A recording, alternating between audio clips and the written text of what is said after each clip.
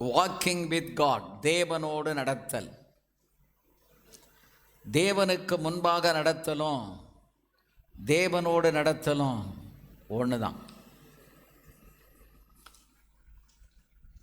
ஏனோக்கு தேவனோடு சஞ்சரித்து கொண்டிருந்தான்.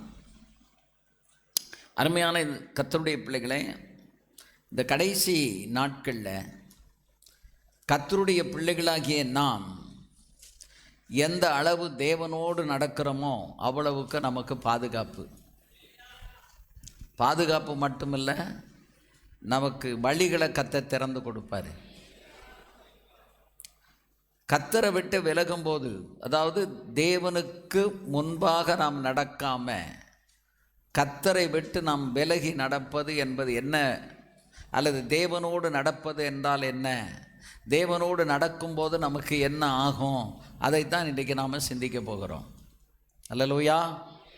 இன்றைக்கி பெந்தெகோஸ்தேக்காரர்கள் என்று சொன்னால் ரட்சிக்கப்பட்டவர்கள், ஞானஸ்நானம் பெற்றவர்கள், அபிஷேகம் பெற்றவர்கள், இடைவிடாமல் தேவனை ஆராதிக்கிறவர்கள்,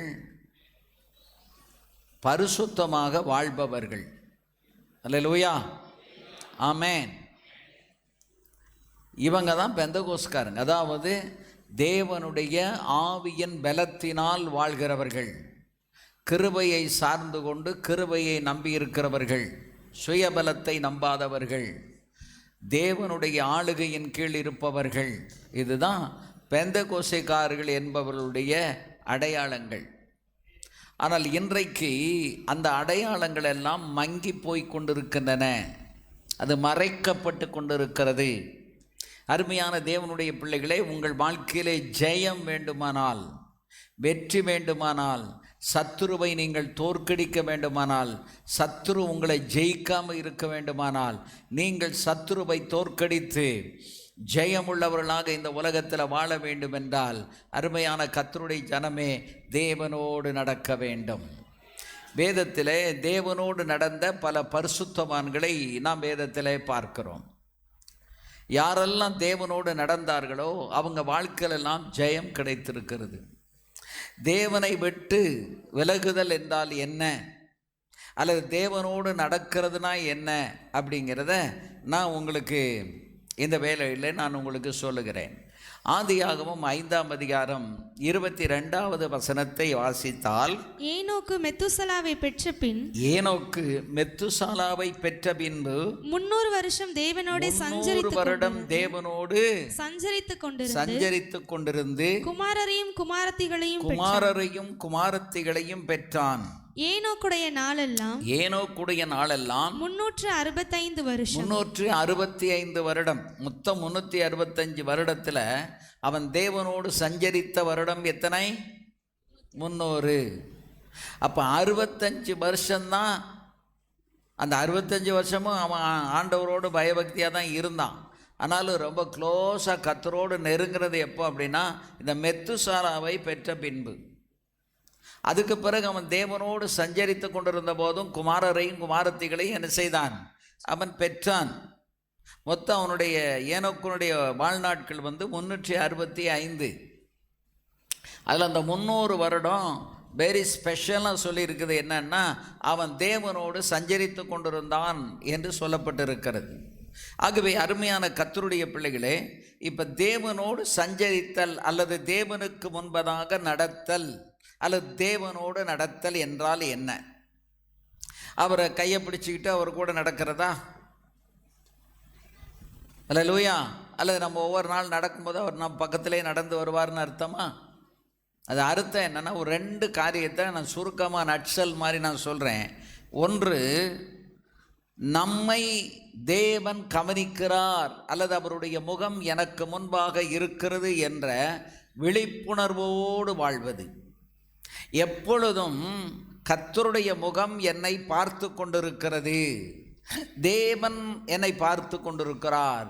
I am under the surveillance of his face. அவருடைய முகத்தின் கண்காணிப்புக்குள் நான் இருக்கிறேன். எங்கே நீங்கள் போனாலும் சரி, என்ன செய்தாலும் சரி, நாம் யாருடைய கண்காணிப்பு கேமராவுக்குள்ளே இருக்கிறோம்? தேவனுடைய கண்காணிப்பு கேமராவுக்குள் இருக்கிறோம். நீங்கள் ரோட்டில் போகும்போது, இப்போ நான் ரோட்டில் போனால் யார் வேணாலும் எப்படி வேணாலும் போய்க்கலாம்.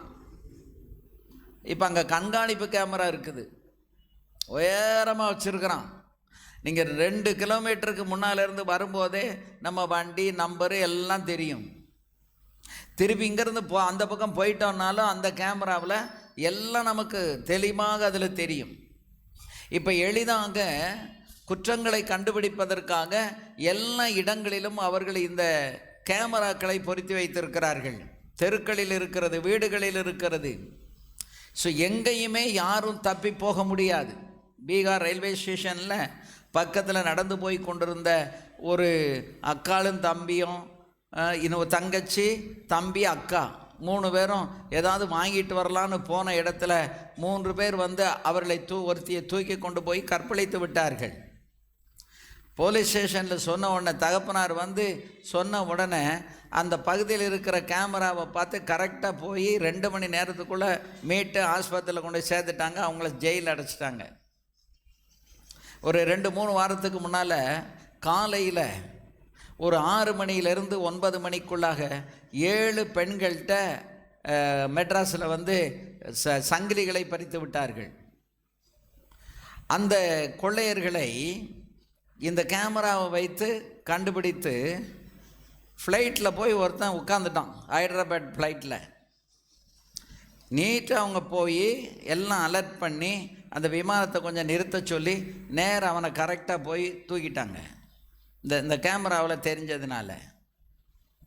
அங்கே என்ன கள்ளத்தனம் பண்ணாலும் இன்றைக்கு எல்லா இடத்துலையும் இன்றைக்கி வீட்டுக்கு கேமரா வைத்திருக்கிறார்கள்.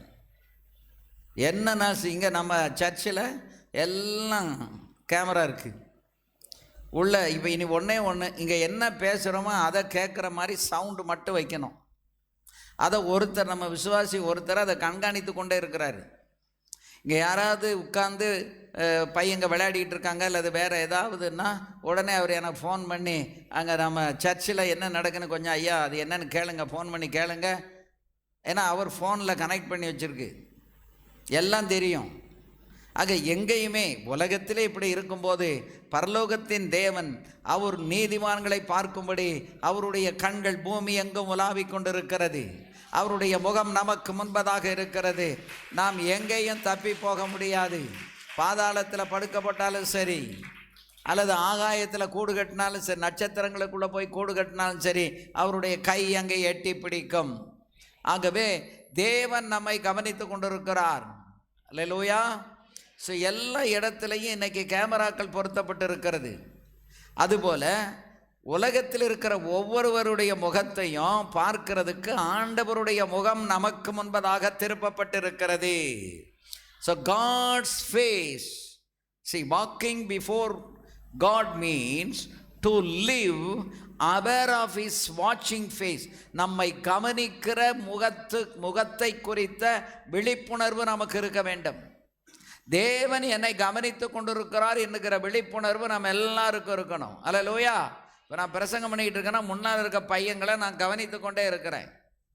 ஏன் அங்கே சேட்டை பண்ணிக்கிட்டு இருக்கான், எவன் எடுத்து பேனாவை எடுத்து நொட்டுன்னு தட்டிக்கிட்டு இருக்கான், இந்த பேப்பர் எடுத்து மடிச்சுக்கிட்டு இருக்கான், பைபிளை தூக்கி இன்னும் விரித்து வைக்காமல் இந்த ஆதியாகமம் 5:22 எடுத்து வைக்காமல் எவன் இன்னும் பேக்குக்குள்ளே பைபிளை வச்சுருக்கான். எல்லாத்தையும் நான் அங்கேருந்து பார்த்துக்கிட்டே இருக்கேன். அல்லேலூயா. என்னுடைய முகம் எல்லாரையும் கவனித்து கொண்டிருக்கிறது. உங்களுடைய முகம் எனக்கு முன்பாக இருக்கிறது. அல்லேலூயா. அப்படியானால் தேவனுடைய கவனிக்கும் முகத்துக்கு முன்பாக நான் இருக்கிறேன் என்ற விழிப்புணர்வோடு வாழ்வதுதான் வாக்கிங் வித் காட். தேவனோடு நடத்தல், தேவனோடு சஞ்சரித்தல் என்ற அர்த்தம். அடுத்து இன்னொன்று நமக்கு தெளிவாக தெரியணும். தேவனுக்கு முன்பதாக நாம் நடக்கும்போது விசுவாசம் நிறைந்த சுத்த இருதயத்தோடு நான் நடக்கிறேன்.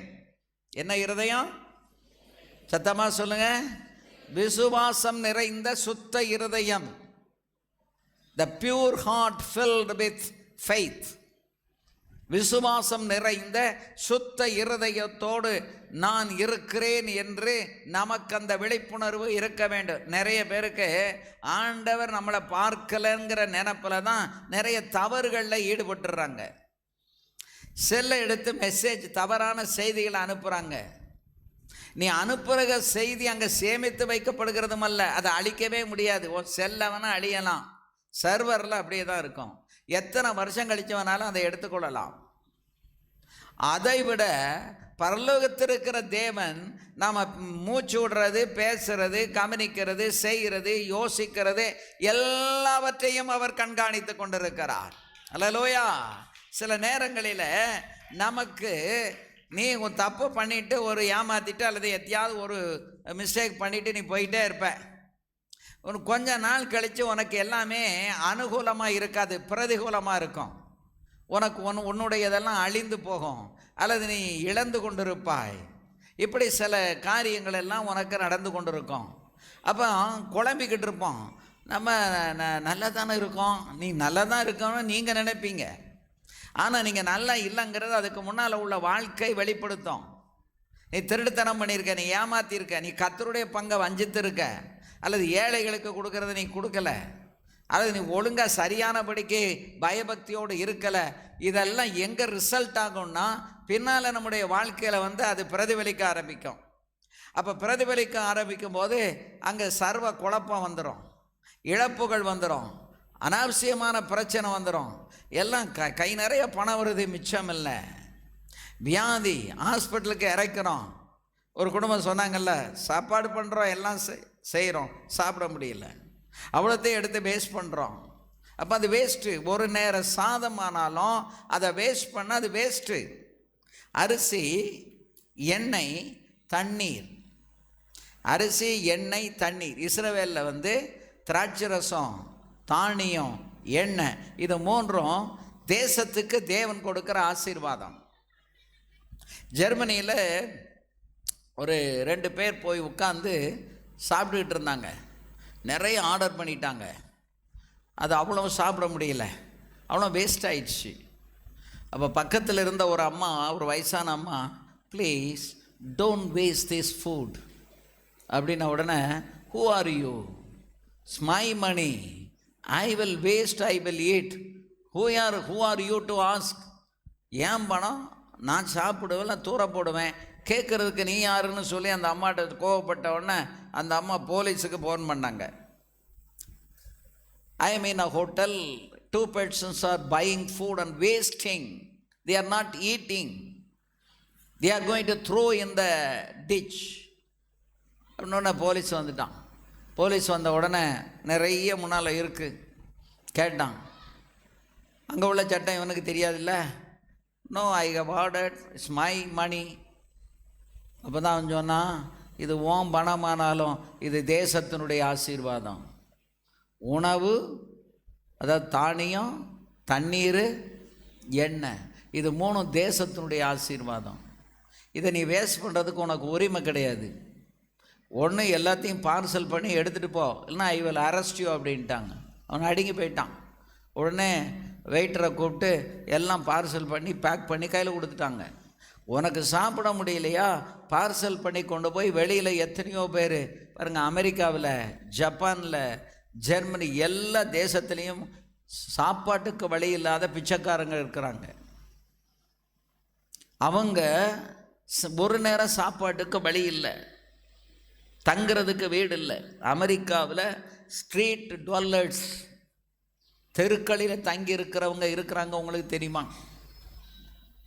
நான் போன 2ஆம் தேதி காலையில் வந்தே பாரத்தில் சென்னைக்கு போனேன். என் பக்கத்தில் ஒரு ஃபார்மாசூட்டிக்கல் பிஸ்னஸ் பண்ணுற ஒருத்தர், கோபால கிருஷ்ணன், என் பக்கத்தில் உட்கார்ந்தார். அப்போ அப்படி பேசிகிட்டே போகிறோம். பேசிட்டு போகும்போது அவர் சொன்னார், என் மக ஒருத்தி அமெரிக்காவில் இருக்கா, ஒருத்தி ஸ்வீடனில் இருக்கா, ஒரு பையன் சென்னையில் இருக்கான். நான் இது வரைக்கும் 31 தேசங்களுக்கு நான் போயிருக்கிறேன். இப்போவும் வியட்நாம், மலேசியா, இந்தோனேஷியா 3 தேசத்துக்கு 37 பேர் நாங்கள் டூர் போகிறோம், வருஷம் போவோம் அப்படின்னு அப்படி பேசிக்கிட்டே வந்தார். அப்போ அவர் சொன்னார், நான் அமெரிக்காவில் போய் 1 மாதம் இருந்துட்டு இனி நான் உங்கள் இடத்துக்கு வரவே மாட்டேன்னு என் மகிட்ட நான் சொல்லிட்டு வந்துட்டேன். அதான் ஏன்னு கேட்டேன். அப்போ அவர் சொன்னார், வீட்டை விட்டு எங்கேயும் போக முடியலை. 2வது அங்கேயும் தெருவில் வாழ்கிறவங்க நிறைய பேர் இருக்கிறாங்க. ஏன்னா ஒரு இடத்துல கொண்டு போய் விட்டாங்கன்னா அங்கே முழுவதும் தெருவில் வாழ்கிறவங்க தான் நிறைய பேர் இருக்கிறாங்க. ஒரே ஒரு சூட்கேஸை வச்சுக்கிட்டு அவங்க எங்கே ஏதாவது ஒரு ஆஃபீஸில் வேலை வைப்பாங்களே, பெட்ரோல் பங்கில் வேலை வைப்பாங்க, ஏதாவது ஒரு வேலை பார்த்துக்கிட்டு இருப்பாங்க. அவங்களுக்கு வீடு எடுக்கவோ, எலக்ட்ரிக் பில் கட்டவோ, தண்ணி பில் கட்டவோ, சீவேஜ் பில் கட்டவோ, இன்டர்நெட் பில் கட்டவோ முடியாது, ரெண்ட் கொடுக்க முடியாது. ஒரே ஒரு சூட்கேஸ்குள்ளே எல்லாத்தையும் வச்சுட்டு அவங்க போகும்போது கிளாக் ரூமில் கொண்டு போய் போட்டுட்டு வேலைக்கு போயிடுறாங்க. சாயங்காலம் வந்து எடுத்துகிட்டு வந்துடுறாங்க. இன்னும் சிலர் அந்த ஒரு பெரிய சூட்கேஸுக்குள்ளே தங்களுடைய உடைமைகள்லாம் வச்சுட்டு அவங்க ஆஃபீஸ் டியூட்டி முடிஞ்சு வந்த உடனே ஒரு ட்ரெயின் மொத்தம் ஒரு மாதத்துக்கு சீசன் டிக்கெட் எடுத்துருவாங்க. அந்த ட்ரெயின் விடிய சுற்றிக்கிட்டே இருக்கும்.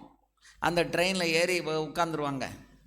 எதையாவது வர்றதை சாப்பிட்டுட்டு நைட்டில் எம்டியான உடனே படுத்துருவாங்க. காலையில் ஒரு அந்த அவங்க எங்கே இருக்காங்களோ அந்த ஸ்டேஷனில் இறங்கி குளிச்சுட்டு நீட்டாக ட்ரெஸ் பண்ணிவிட்டு அந்த கிளாக் ரூமில் சூட்கேஸை போட்டுட்டு வேலைக்கு போயிடுவாங்க. திரும்பி சாயங்காலம் வந்து எடுத்துகிட்டு ட்ரெயினில் ஏறிடுவாங்க. ஸோ அவங்களுடைய the abode of the year people, அவங்களுடைய லிவிங் பிளேஸ், அவங்களுடைய வீடு எது? நகர்ந்து கொண்டு இருக்கிற ட்ரெயின்.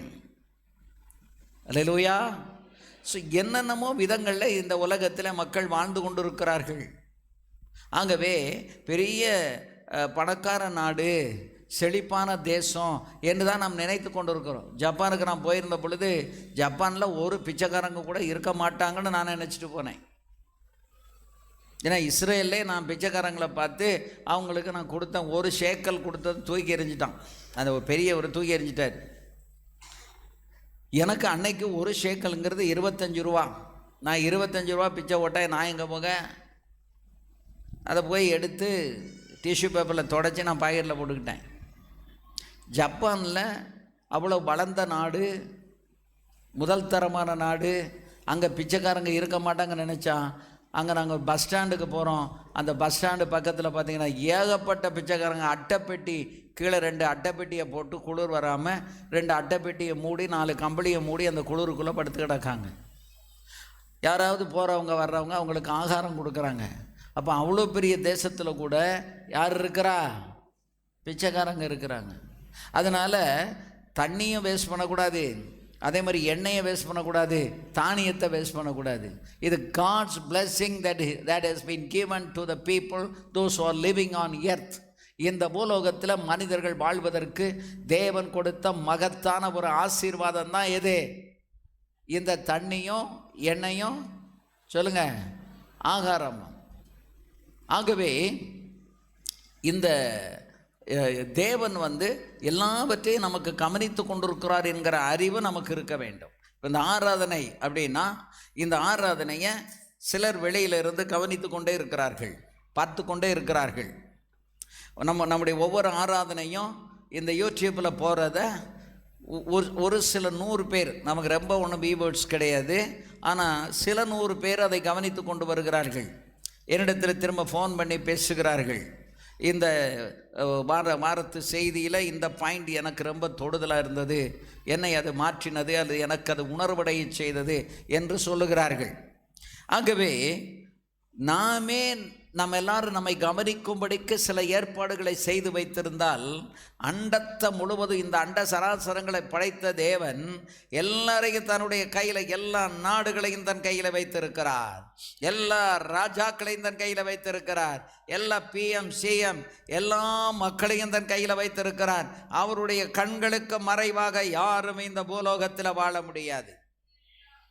அல்லேலூயா. அப்போ நமக்கு தெளிவாக தெரியணும், நம்ம மிஸ்டேக் பண்ணக்கூடாது, தவறு செய்யக்கூடாது, தாய் தகப்பனை மதிக்கணும், இல்லைன்னா அவர் என்ன பண்ணுவார் அப்படிங்கிற அறிவு நமக்கு இருக்க வேண்டும். இன்றைக்கி நம்ம மூஞ்ச தூக்கிடலாம், கோவப்பட்டுடலாம், எரிச்சப்பட்டுடலாம், ஆனால் எல்லாத்தையும் கர்த்தர் பார்த்துக்கிட்டு இருக்காரு. நீ என்னென்ன செய்கிறியோ அதுக்குரிய பலன் உன்னை பின்தொடர்ந்து வரும்.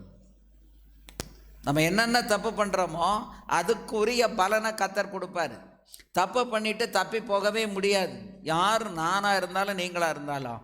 ஏனென்றால் அவருடைய முகம் நம்மை கவனித்து கொண்டிருக்கிறது.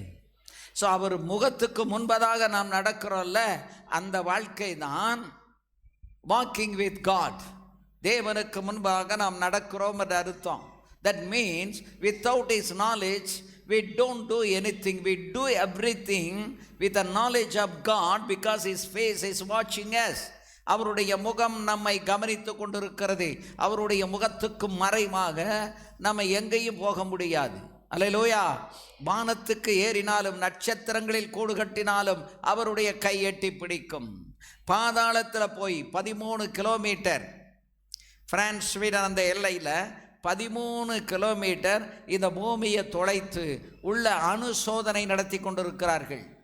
அதனால தான் வெயில் அடிக்கிற காலத்தில் மழையும், மழை பெய்ய வேண்டிய காலத்தில் வெயிலும், தட்பவெட்ப நிலை மாறி போனதுக்கு காரணம் இந்த பூமிக்கடியிலே அவர்கள் அணு ஆராய்ச்சி பண்ணி கொண்டிருப்பதினால். CERN, CERN, CERN என்று சொல்லப்படுகிற ஒரு அணு உலையை வைத்து அணுவை கீழே 13 கிலோமீட்டர் கீழே அதை பிளக்கிறார்கள். அதனுடைய எஃபெக்ட் தான் இன்னைக்கு பயங்கரமான பூமி அதிர்ச்சிகள், நிலநடுக்கங்கள் மட்டுமல்ல, இன்னைக்கு சீதோஷண நிலைகளிலே மாற்றம், பல வியாதிகள் வருவதற்கு காரணம். சமீபத்தில் மியான்மரில் பயங்கரமான நிலநடுக்கம். இந்த நிலநடுக்கம் இயேசு கிறிஸ்துவுடைய வருகையின் ஒரு அடையாளம் என்பதை மறந்துவிடக்கூடாது. திருநெல்வேலியிலே நிலநடுக்கம் வரப்போகிறது என்று அறிவித்திருக்கிறார்கள். எந்த பகுதியில் என்னன்னு தெரியல. அல்லேலூயா. ஆகவே கர்த்தர் என்னை கவனித்து கொண்டிருக்கிறான், என் வாழ்க்கை முழுவதும் அவருடைய கவனத்துக்கு கீழ்தான் இருக்கிறது என்று நீங்கள் நினைத்து வாழுங்கள், மறந்து விடாதீர்கள். ஆமேன். அதனால தான் தேவனுக்கு முன்பாக நடப்பது என்பது விசுவாச நிறைந்த சுத்த இருதயத்தோடு வாழ்வது. பரிசுத்தம் இருக்கணும், சுத்தம் இருக்கணும், பேச்சில் பரிசுத்தம் இருக்கணும், இருதயத்தில் விசுவாசத்தால் நிறைந்திருக்க வேண்டும். அப்படி இருந்தால், தேவனுக்கு முன்னால் நடந்தால், தேவன் என்ன செய்வார் அப்படின்னா, தன்னுடைய தூதனை நமக்கு முன்பாக அவர் அனுப்புவார். வாசிங்க, ஆதியாகமம் 24:40 வசனத்தை வாசிங்க. அவர், நான் வழிபடும் கர்த்தர் உன்னோடு, நல்ல கவனிங்க, நான் வழிபடும் கர்த்தர் உன்னோடே தம்முடைய தூதனை அனுப்பி உன் பிரயாணத்தை வாய்க்க பண்ணுவார். என் இனத்தாரிடத்திலும் என் தகப்பன் வீட்டிலும் நீ என் குமாரனுக்கு பெண் கொள்வாய். எலியேசரை ஈசாக்குக்கு பெண் கொள்ளும்படிக்கு தன் இனத்தாரிடத்துக்கு அனுப்புகிறான் ஆபிரகாம். அப்படி அனுப்பும்போது அவன் எலியேசர்ட்ட சொல்கிறான், நான் வழிபடும் கர்த்தர், நான் சேவிக்கிற கர்த்தர், ஒவ்வொரு நாளும் நான் வழிபடுகிற என் ஆண்டவர், ஒவ்வொரு நாளும் என்னை நடத்துகிற என் ஆண்டவர் ஒரு தூதனை உனக்கு முன்னாலே அவர் அனுப்புவார். நீ போகும்போது தனியாக போக மாட்ட எலியேசர், நீ ஒரு தூதன் உனக்கு முன்பாக போவான், அவனுக்கு பின்னால் நீ போ என்று சொல்லி அனுப்பினான். அதனால தான் எலியேசர் நேராக போய் ஒரு கிணத்தண்டையில் போய் உட்கார்ந்தான். ஏன்னா அந்த தூதன் அவனை அங்கே தான் நடத்திட்டு போனார். அங்கே போய் உட்கார்ந்துருக்கும் போது தான் ரெபேக்கா வருகிறாள். இப்போ இந்த சொந்தக்காரங்க எந்த இடத்துல இருக்காங்க, அட்ரஸ்ஸு ஒன்றும் தெரியாது, கூகுள் மேப்பெல்லாம் கிடையாது. அங்கே போய் உட்கார்ந்துருக்கும் போது ஒரு பெண் குடத்தோடு வருகிறாள். அப்போ இவன், ஆண்டவரே, நான் இந்த வர்ற பெண்ணுக்கிட்ட நான் தண்ணி கேட்க போகிறேன், அவள் எனக்கு தண்ணி தந்து என் ஒட்டதுக்கும் தண்ணி தந்தான், இவன் தான் எங்கள் எஜமானுக்கு சரியான பொண்ணுன்னு நான் தீர்மானிக்கிறேன் அப்படின்னு சொல்லி ஒரு கடினமாக உழைக்கிற ஒரு பெண்ணை அவன் மனசில் வச்சு ஜெபம் பண்ணுறான். அவள் வந்து விறுவிறுன்னு உள்ளே இறங்குறான். உள்ளே இறங்கி தண்ணி கொண்டுட்டு வந்த உடனே கொஞ்சம் தண்ணி கொடுமா அப்படின்னு கேட்டதும் அவள் சொன்னா, உமக்கு மட்டுமல்ல உம்முடைய ஒட்டகத்துக்கும் தண்ணீர் கொடுப்பேன். ஏன்னா மனுஷனுக்கு தண்ணி கொடுத்துடலாம், ஆனால் யாருக்கு கொடுக்க முடியாது, ஒட்டகத்துக்கு கொடுக்க முடியாது. 15 நாள்னாலும் ஒட்டகம் அது பாலைவனத்தில் தண்ணி இல்லாமல் நடந்துக்கிட்டே இருக்கும். ஏன்னா அவ்வளவு தண்ணீரை அது தனக்குள்ளே சேமித்து வைத்து கொள்ளும். அதனால் அதுக்கு தாகம் இராது. ஆகவே அருமையான கர்த்தருடைய பிள்ளைகளே, இந்த வார்த்தையை சொல்லி வேக வேகமாக போய் அவனுக்கு தண்ணீர் கொடுத்து அவளுக்கு அவனுடைய ஒட்டகங்களுக்கும் தண்ணீர் கொடுத்தாள். ஆக எப்படி ஆபிரகாம் இவனுக்கு சொல்லி அனுப்புனானோ, நீ போகும்போது நான் வழிபடும் கர்த்தர் உன்னோடே தம்முடைய தூதனை அனுப்பி உன் பிரயாணத்தை வாய்க்கச் செய்வார். அந்த கான்ஃபிடன்ஸ், அந்த நம்பிக்கை அவனுக்கு எப்பொழுது வந்தது? அவன் வழிபடுகிற தெய்வம் அவனை வழி நடத்துவார் என்று அவன் நிச்சயமாய் நம்பியிருந்தான். அல்லேலூயா. நீங்கள் ஒழுங்காக வழிபட்டீர்களானால், ஒவ்வொரு நாளும் நீங்கள் ஒழுங்காக ஆண்டவரை தேடினீங்கன்னா, ஒவ்வொரு ஆராதனையிலையும் குறித்த நேரத்தில் வந்து தேவனை தேடுவீர்கள் என்றால், வீட்டில் இருக்கும்போது, வேலைக்கு போகும்போது வரும்போது ஆண்டவரை தேடிக்கொண்டிருப்பீர்களானால், நீங்கள் வழிபடுகிற ஆண்டவர் உங்களை அற்புதமாக நடத்துவார். உனக்கு முன்னால் ஒரு தூதனை அனுப்புவார். அல்லேலூயா. ஒரு தூதன் உனக்கு முன்பதாக போய் உன்னை வழிகாட்டுவான். ஆமேன். இரண்டாவது, எல்லா விதங்களிலும் நமக்கு ஒரு வழிகாட்டுதல் கிடைக்கும். நான் ஒவ்வொரு நாளும் ஒவ்வொரு ஊருக்கு போகிறேன், ஒவ்வொரு இடங்களுக்கு போகிறோம். ஒவ்வொரு இடங்களுக்கு போகும்போதும் ஒவ்வொரு நாளும் அருமையாக ஆண்டவர் எனக்கு வழிகாட்டுகிறத நான் பார்க்குறேன். அல்லேலூயா. என்னை அற்புதமாக வழிகாட்டுறத நான் பார்க்குறேன். பைபிளை தூக்கி மடியில் வை, இங்கே பாரு. எல்லாரும் பைபிளை தூக்கி வை. ஹரி பைபிள் மேலே இருக்கா? 5:22 பாருங்க. ஆதியாகமம் 24:40 எடுத்து வை. ஒவ்வொரு இடங்களுக்கு போகும்போதும் ஒவ்வொரு நபரை கொண்டு அருமையாக கர்த்தர் வழி நடத்துகிறார். அல்லேலூயா. அவருடைய தூதனை நமக்கு முன்னாலே அனுப்புகிறதை நாம் பார்க்கிறோம். நம்மளை ஒரு நாளும் திகைக்க விடலை. ஏனென்றால் அவரை ஒழுங்காக நம்ம வழிபட்டால், ஒழுங்காக அவரை ஆராதித்தால், நாம் போகிற வழியில் நமக்கு ஒரு தூதனை கர்த்தர் அனுப்புவார்.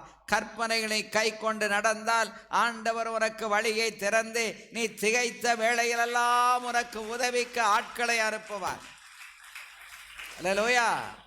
தூதன் உடனே பரலோகத்தில் இருக்கிற தூதன் மட்டும் நினைக்காதீங்க, தூதனையும் அனுப்புவார். மனுஷ தூதர்கள் நமக்கு உதவிக்கு வருவார்கள். அல்லேலூயா. டாக்டர் பில்லி கிரஹாம் ஒரு முறை அவருடைய புத்தகத்திலே அவர் எழுதியிருந்தார், how the angels are helping the helpless people. உதவியற்றவர்களுக்கு எப்படி தூதன் உதவி செய்கிறார். ஒருவருமே நமக்கு உதவி செய்ய இல்லையா?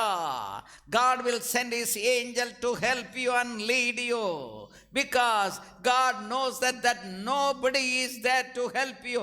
உங்களுக்கு உதவி செய்ய ஒருவரும் இல்லை என்று கர்த்தர் தெரிந்தால் அவர் பரலோகத்திலிருந்து ஒரு தூதனை உனக்கு அனுப்பி அந்த தூதன் மூலமாக உனக்கு உதவி செய்வார்.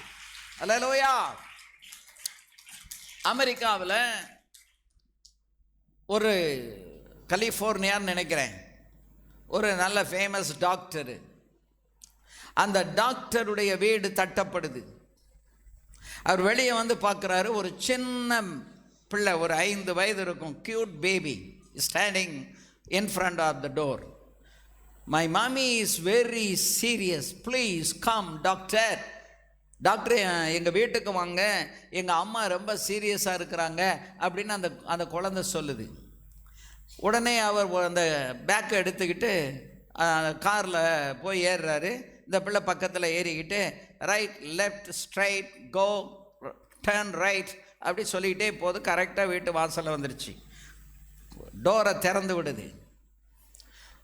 அங்கே ஒரு அம்மாவனுடைய அலறல் சத்தம் கேட்குது.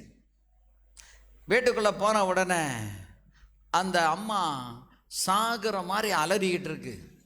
உடனே இந்த பிள்ளை கதவை திறந்து விட்டது.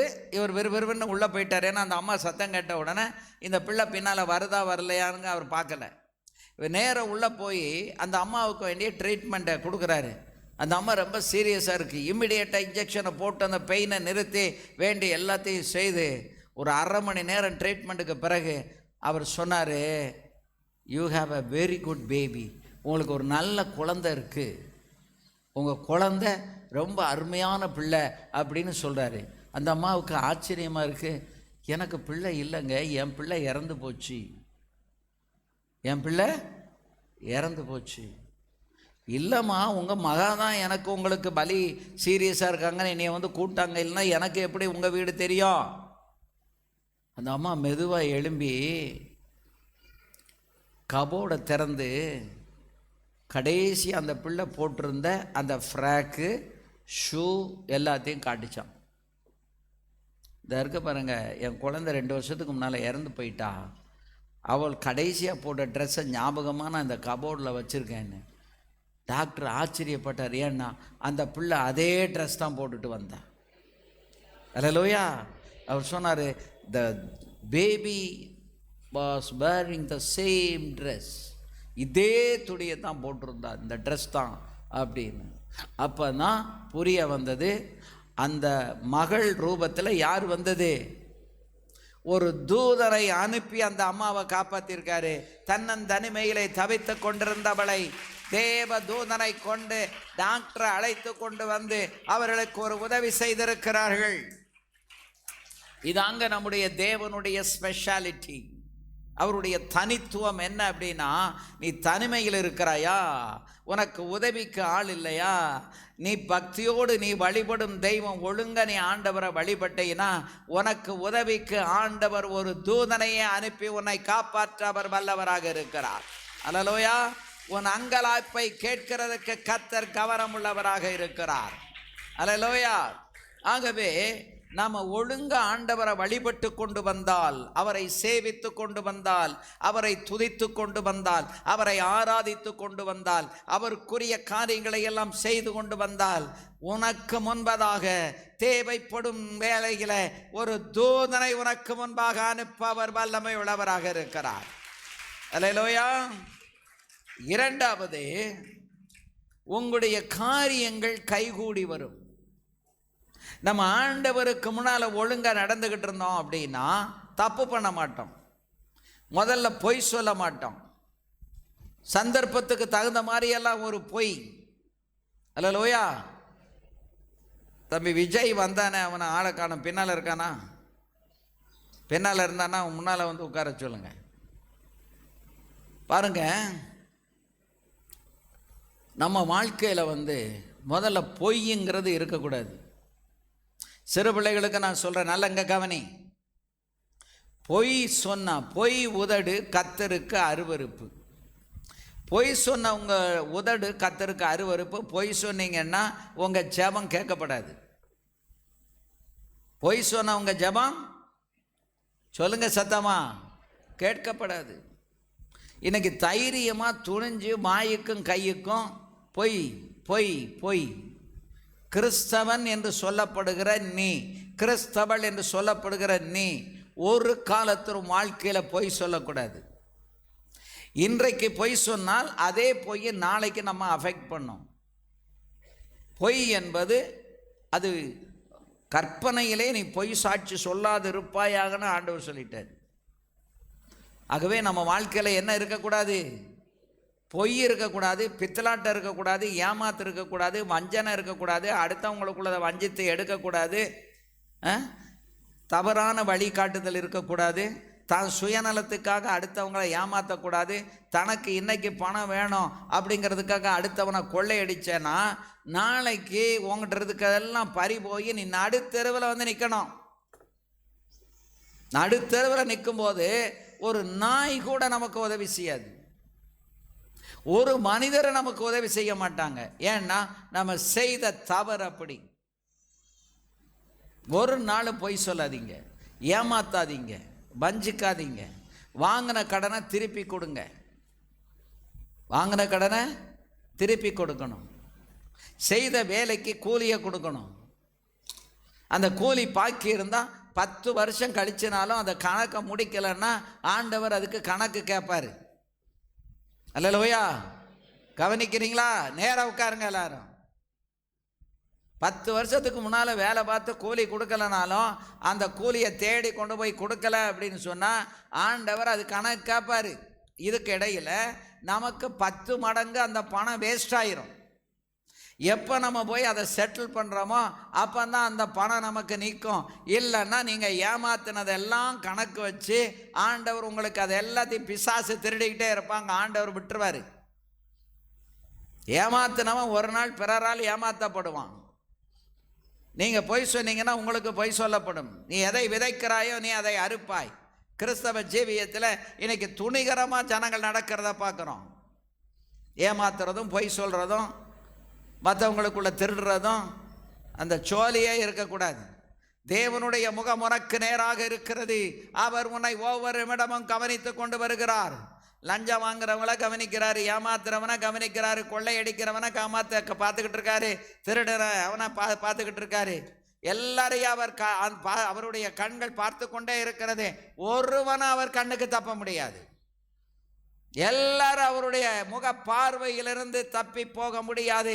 இந்த உலகத்தில் எவருமே தேவனுக்கு மறைவாக ஒருவரும் ஒரு காரியத்தையும் செய்ய முடியாது. Nobody can do anything without the knowledge of God. தேவனுடைய அறிவுக்குட்படாமல், தேவனுக்கு தெரியாமல் எதையும் அவர் நாம் செய்ய அனுமதிப்பதில்லை. அல்லேலூயா. அதுபோல நீங்கள் செய்கிற ஒவ்வொரு காரியத்துக்கும் உங்களுக்கு பிரதிபலனை கொடுக்கமா அவருடைய கண்கள் உங்கள் மேலே நோக்கமாக இருக்கிறது.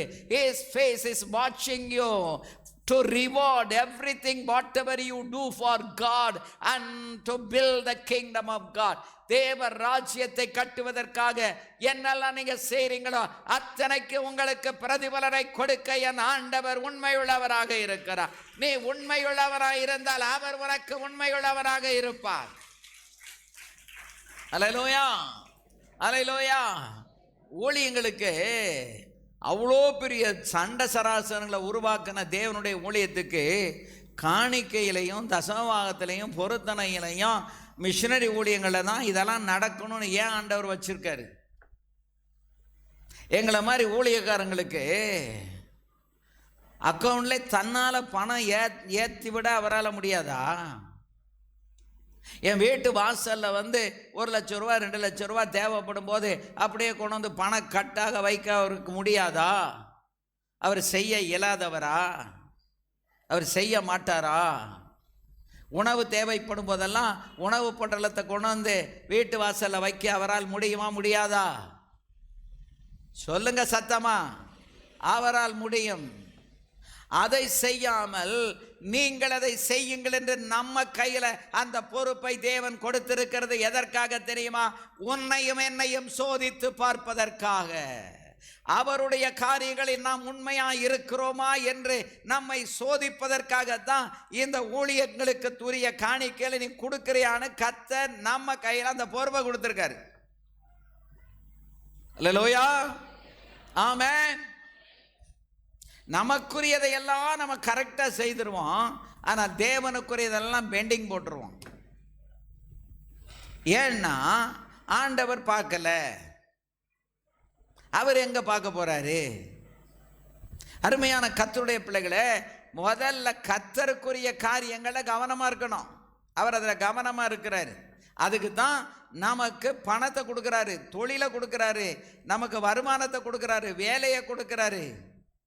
எத்தனையோ பேருக்கு வேலை இல்லை. நாமில் அநேகருக்கு நல்ல வேலையை கத்த தந்திருக்கிறார். அநேகருடைய தொழில் முடங்கி கிடக்கிறது. உங்களுக்கு எனக்கும் தொழில் சிறப்பாக நடந்து கொண்டிருக்கிறது. அநேகருக்கு வருமானம் இல்லை. உங்களுக்கு எனக்கு வருமானத்தை கத்த தந்திருக்கிறார். அநேகர் நோயோடு கிடந்து போராடி கொண்டிருக்கிறார்கள். நீங்களே நானும் அப்படி போராடவில்லை. நமக்கு வந்த நோய்களை எல்லாம் கர்த்தர் மாற்றி இருக்கிறார். அல்லேலூயா. நோய்களை குணமாக்கி இருக்கிறார். ஆமென்.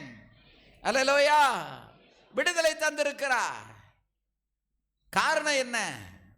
நமக்காக வாழாமல் தேவனுக்காக வாழ வேண்டும். அவருடைய ராஜ்யத்தை கட்ட வேண்டும். We must build the kingdom of God and spend the money. Part of our income should be spent for preaching of the gospel.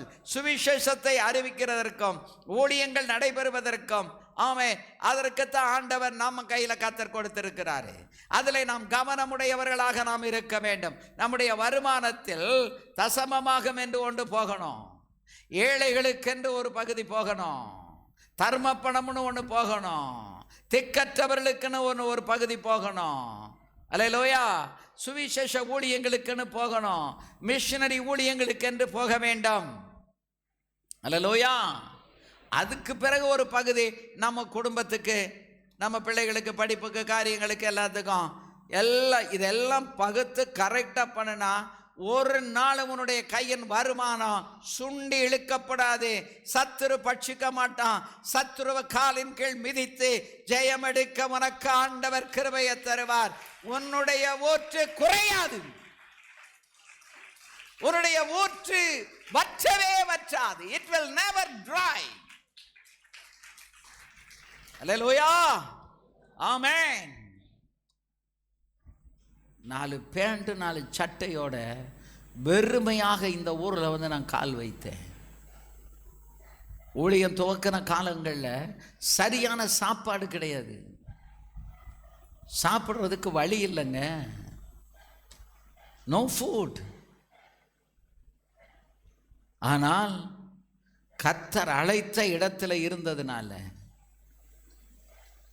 ஆமென், அவர் சொன்னதை கேட்டதுனால நாளுக்கு நாள் படிப்படியாக பட்டினி, பசி, வஸ்திர தரித்திரம் எல்லாத்திலிருந்து விடுவித்து கர்த்தர் கொண்டு வருகிறார்.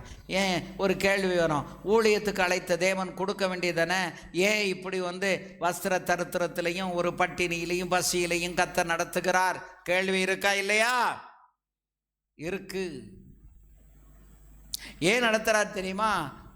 ஒரு ஊழியக்காரனுக்கு பட்டினினா என்னன்னு தெரியணும், பசினால் என்னன்னு தெரியணும், வஸ்திரமின்மையினால் என்னன்னு தெரியணும்.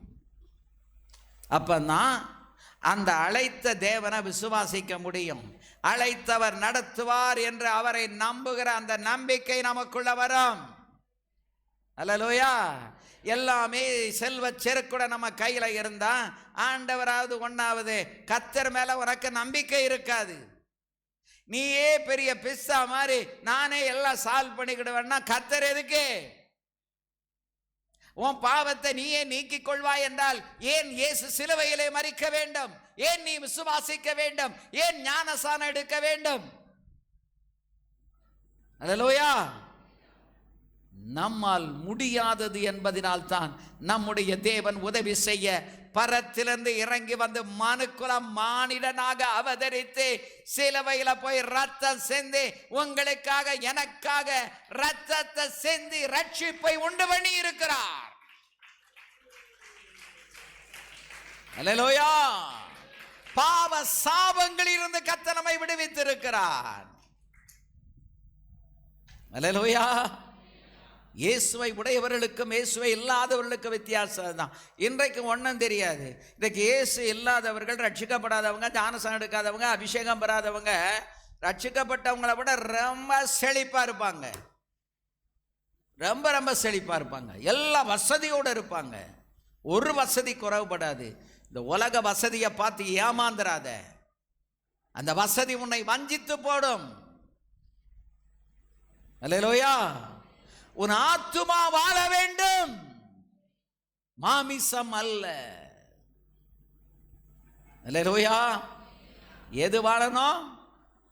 நமக்குள்ள இருக்கிற ஆத்துமா. இந்த ஆத்துமா தான் பரலோகத்துக்கு போகும். இந்த ஆத்துமா தான் கர்த்தரோடு போய் இருக்கும். இந்த ஆத்துமா தான் தேவனோடு இருக்கும். அல்லேலூயா. நேர உட்கார்ந்து வசனத்தை கவனிங்க. கவனமா வசனத்தை கவனிங்க. அல்லேலூயா. ஆமென். உலகத்தில் இருக்கிற வசதிகளை வச்சு ஏமாந்துராதீங்க, ஏமாந்துராதீங்க, ஏமாந்துராதீங்க. நரகத்துக்கு தான் போனோம். நரகத்திலிருந்து நம்மை காப்பாற்றி பரலோகத்தில் கொண்டு போய் தேவனுக்கு முன்பதாக வைத்து நம்மை எப்பொழுதும் பூரிப்பா வைக்கத்தான் ஆண்டவர் ரத்தத்தை சிந்தி அந்த ரத்தத்தில் உங்களை என்னை அவர் விடுவித்திருக்கிறார். நம்முடைய பாவ சாபங்களை நம்மை விடுதலையாக்கி இருக்கிறார். இந்த உலகத்தின் வாழ்க்கை எப்படி இருந்தாலும் நமக்கு அதை பற்றி கவலை இல்லை. நல்ல சாப்பாடு இல்லைனாலும் நமக்கு அதை பற்றி பிரச்சனை இல்லை. அல்லேலூயா. அந்த பட்டினி பசி கஷ்டத்தில் நாங்கள் எப்படி தாண்டி வந்தோம் தெரியுமா? உள்ளத்தில் இருந்த ரட்சிப்பின் சந்தோஷத்தினால. ரட்சிப்பின் சந்தோஷத்தை கர்த்தர் தந்ததினால எதை பற்றி கவலைப்படலை. ஆகாரமின்மையை பற்றி, வஸ்திரமின்மையை பற்றி, வசதி குறைவை பற்றி எதுவுமே கவலைப்படலை. உள்ளத்தில் இருந்த மகத்துவமான சந்தோஷம். அல்லேலூயா. யோசித்து கைதட்டுங்க. ரட்சிப்பின் சந்தோஷம் உனக்குள்ள இருக்குமானா உனக்குள்ள எந்த சூழ்நிலை இருந்தாலும் அதை தாண்டி நீ வந்து விடலாம். அல்லேலூயா. அதனாலதான் ஊழியத்தில் வந்த உடனே எங்களுக்கு கடுமையான பயிற்சியை கர்த்தர் கொடுக்கறதுக்கு காரணம் தான். பட்டினி இருக்கும், பசி இருக்கும், வஸ்திரம் இருக்காது, செலவுக்கு பணம் இருக்காது, வீட்டு வாடகை கொடுக்க முடியாது. God is taking through these ways. இந்த வழியில தான் கர்த்தர் நடத்தி கொண்டிருக்கிறார். சிக்கனம்னா என்ன, சேமிப்புனா என்ன, எல்லாத்தையும் கர்த்தர் கற்றுக் கொடுப்பாரு. அப்பதான் உங்களுக்கு நாங்கள் கற்றுக் கொடுக்க முடியும். அல்லேலூயா. பசியில் இருக்கிறவங்களுக்கு உடனே காரை நிறுத்தி ஒரு சாப்பாடை வாங்கி கொடுக்கணுங்கிற எண்ணம் எப்போ வரும்? அந்த பசியை ருசித்தவனுக்கு தான் வரும். வியாதியில் கிடந்து உழண்டவனுக்கு தான் வியாதிக்காரனுக்காக விசாரிக்கணும், ஜெபிக்கணும்னு என்ன வரும். அல்லேலூயா. ஆமென். இந்த அனுபவத்தில் தாங்க கர்த்தர் எடுத்துக்கொண்டு போகிறார். அந்த அனுபவத்தை நீ அலட்சியமா நினைக்காதீங்க. அந்த பாதையில ஆண்டவர் நடத்தி மறுரூபத்தில் கொண்டு வந்து உங்களை நிறுத்துவாரு. நீ கர்த்தரை வழிபடுற அந்த கர்த்தரை நீ உண்மையா சேவிக்கணும். அவசரத்துக்கும் தேவைக்கும் கர்த்தரை தேடாதீங்க. இரவும் பகலும் கர்த்தருடைய வேதத்தில் தியானமாக இருக்கணும். அதுக்கு தான் 2வது காரியம் சங்கீதம் 1:1 3 வரைக்கும் சொல்லப்பட்டிருக்கு பாருங்க.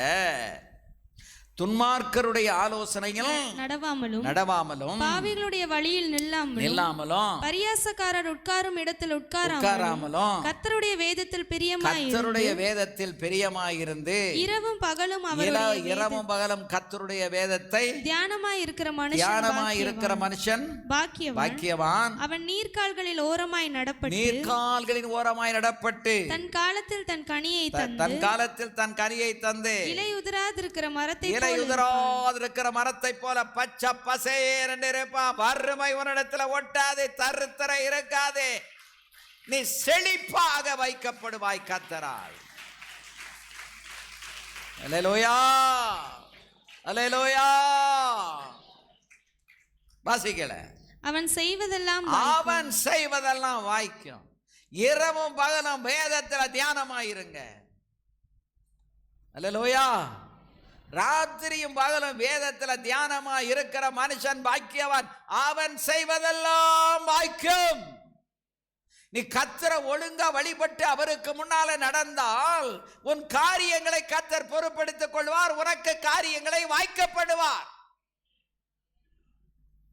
சில நேரங்கள்ல சில தொய் விழுந்த மாதிரி இருக்கும், சின்ன ஒரு கஷ்டம் இருந்த மாதிரி வரும், ஒரு வருமானத்தில் ஒரு சின்ன குறைச்சல் மாதிரி இருக்கும். முழங்கால போட்டுரு, ஆண்டவரை நோக்கி கேளு. ஆண்டவரே, நான் எங்க தப்பு பண்ணி இருக்கிறேன், நீ எந்த இடத்துல விழுந்தாய் என்று அறிந்து அந்த இடத்துல திரும்ப ரீஸ்டார்ட் பண்ணு.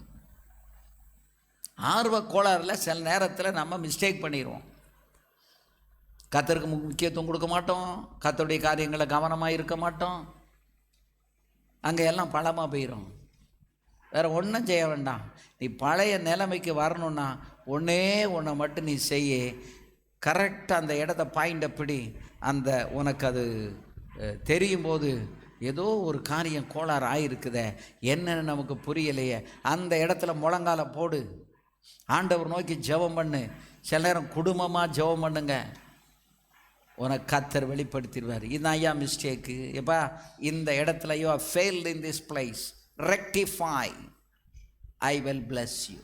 நீ அதை சரிப்படுத்து, நான் உன்னை ஆசீர்வதிப்பேன். அல்லேலூயா. நான் சொல்கிறது எத்தனை பேருக்கு புரியுதே? தலையை கீழே தொங்கப்படாதீங்க, நான் இறங்கி கீழே வந்துடுவேன். கர்த்தருடைய வார்த்தை உனக்குள்ள போகாதபடி உன்னிடத்திலிருந்து சத்துரு கனநித்திரையின் ஆவியை கொடுத்து வசனத்தை பிடுங்கிக்கிட்டு இருக்கான். அறிவோட புத்தியோட உட்கார்ந்து கவனிக்கணும்.